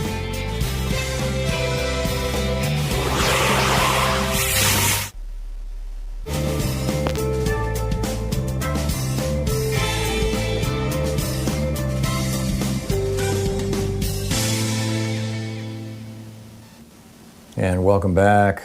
John in Seattle. Hey, John, what's up? Hey, Tom. Thanks for taking the call. Love your show. This weekend, my wife and I tuned in, as we normally do, PBS NewsHour. And we were surprised to see that in place of the PBS NewsHour, we were treated to Donald Trump's rally in Oklahoma. Frankly, really? On PBS? Yeah, it was. Online, YouTube. At any rate, to be honest with you, I have a problem with high blood pressure, and so I try not to look at this guy, okay? Fact of the matter is, we had to watch. It's such a train wreck. You couldn't look away, that kind of thing. At any rate. Yeah, Louise and I tuned over on Fox to watch just 5 minutes of it, and we ended up sitting there for an hour. Yeah, that's compelling. And my comment to Louise was that he's actually quite good at what he does. I mean, he's doing storytelling here, and he's a good storyteller. And I didn't think that it was that much of a train wreck. I thought he was doing a really good job of keeping these people in thrall. The question is, are the people watching being sucked in the way the poor suckers in the stands were? Okay, I cannot disagree with that. However, it's really, really upsetting to watch this guy stand there and tell these bold-faced lies over and over and over again. And this is largely why I can't handle watching or listening to this guy anymore. It's just the mere tone of his voice sends my blood pressure through the roof. At any rate, what I wanted to call in about was I thought my wife had a very good idea, because we were both just so upset with these, phrases of Joe Biden answering to the, lefty mob, on and on. At any rate, my wife turned to me and she said, I wish we should have something in this country where you sign up, you throw your ring in the hat to be a candidate to run for office. You should also have to make an oath, not an oath of office that we've already seen as what good does it do, but we should have something where candidates pledge an oath to their people that they will not lie, that they will tell the truth. Now, I understand this gets a little tricky because sometimes numbers, you get clouded and, memories and all that. But we have to have something to come back at these people who stand there and sell these bald-faced lies to us over and over again. And there's just nothing we can do but sit and, whether or not you take it in, you believe it, whatever. But it just feels like we need to do better.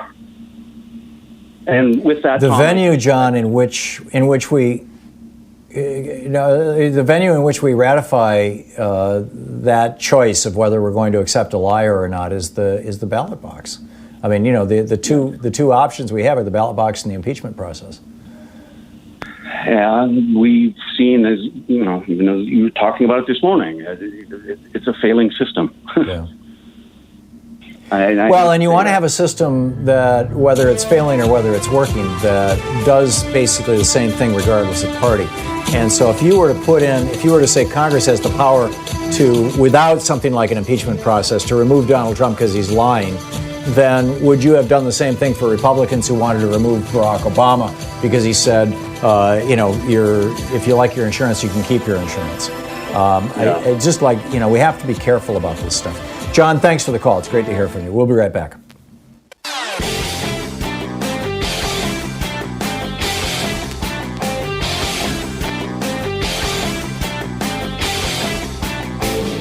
Hey, we're putting together a series of American history books. It started with the hidden history of guns and the Second Amendment. Then we had the hidden history of the Supreme Court, the betrayal of America. Then the hidden history of the Republican war on voting.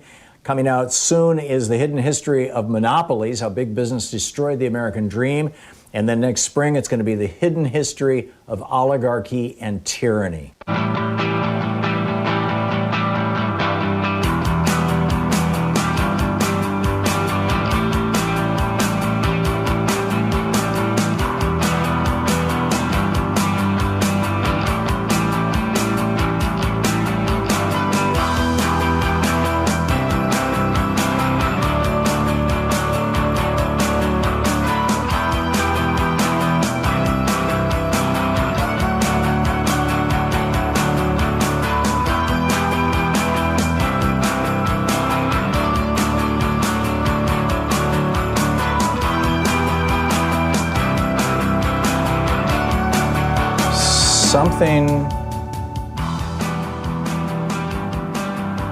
Wow. Hilda, can you hear me?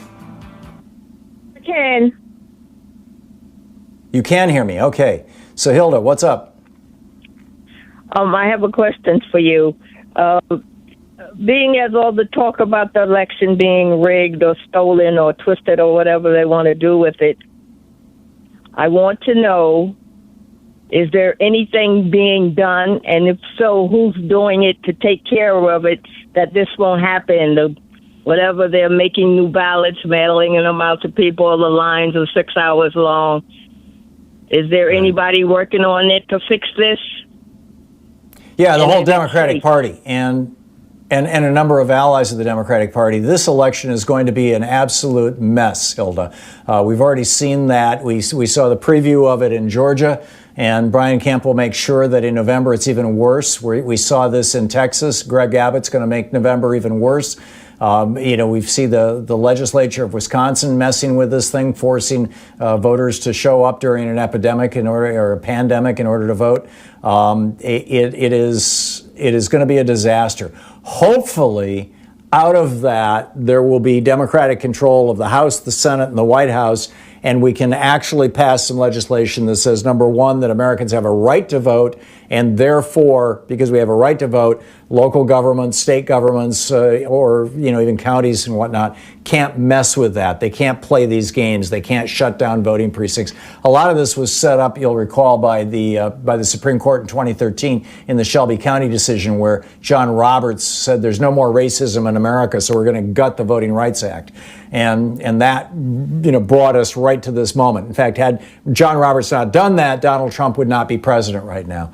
So, it is a mess. It's going to be a mess this fall, I guarantee it. And that's why we need to, and they're going to try and steal somewhere between 5 and 15% of the vote, which is why we need to show up in overwhelming numbers no matter what. But Hilda, you asked the $64,000 question, and the answer is it's going to be a disaster. Hilda, thank you for the call. Helen in Fairmont, West Virginia. Hey, Helen, what's up? Well, I cannot stand Donald Trump. I'm like John, who has high blood pressure, because I had a stroke. But I had a time, I called, whenever they were trying to impeach him, I kept calling and calling Representatives Susan Collins, Lisa Murkowski, Mitt Romney, Joe Manchin, everyone begging him to vote for impeachment. Had they done that, we would. I know he did. But had they done that, we would not be in this mess we are now, I don't believe. Yep. And I've never been so dissatisfied with people in all my life, because they know exactly what he is, and they keep backing him up. And my dad always said, figures don't lie, but liars can figure. And I don't know if that's an original quote from him. It's old. Abraham Lincoln used to say that. Well, my dad used to say it. Donald Trump's the biggest liar that ever came down the pike. Yep, and I'm with you. Helen, thank you. Him. And let me say one more thing. I want to steal Christopher Hitchens' line that he used against Jerry Falwell. He said if you gave him an enemy, you could marry him in a matchbox, bury him. And I believe that's true with Trump. But thank you for taking my call. You're welcome. Thank you, Helen, for the call. Robert in Santa Fe, New Mexico. Hey, Robert, what's up? Hi, Tom, can you hear me? Yes, sir. All right. Really quick, in order to be elected, such as voter suppression that Trump might do, and all this, and China and Russia, etc., and kind of what Hilda said, but I was going to say, is or will the Democrats, on our side, so to speak, be ready to successfully resist or actually fight off these anticipated legal efforts? And as a little follow-up, will Trump, when he starts to cry foul, when he does lose, will he be able to push it all the way to the Supreme Court and continue, to spread his autocratic chaos across America? Well, those are the great questions. I mean, we don't know. I'm very concerned about the 12th Amendment scenario. Other people are concerned about, his refusing to leave office. Maybe he is feathering his nest. I understand both his son and his wife have dual Slovenian citizenship. I don't know if that means they're going to be out of this country as soon as he leaves the White House, or whether that's just, hey, a lot of people have dual citizenship just for the hell of it. I don't know if Trump is applying for it, but are they planning on leaving the country if Trump loses? I have no idea, but I am very, very concerned. Robert, thank you for the call, and thanks for watching Free Speech TV. We'll be back tomorrow, same time, same place. Thanks so much for being with us today as we start this new week, as the days start getting shorter here as we move into summer, which for people like me who get up at 5 in the morning, it's,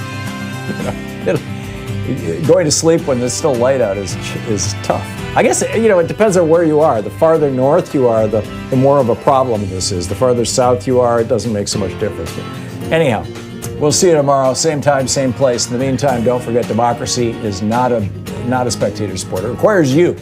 So get out there, get active, tag your it. You've been listening to Thom Hartmann. For audio and video archives, visit thomhartmann.com.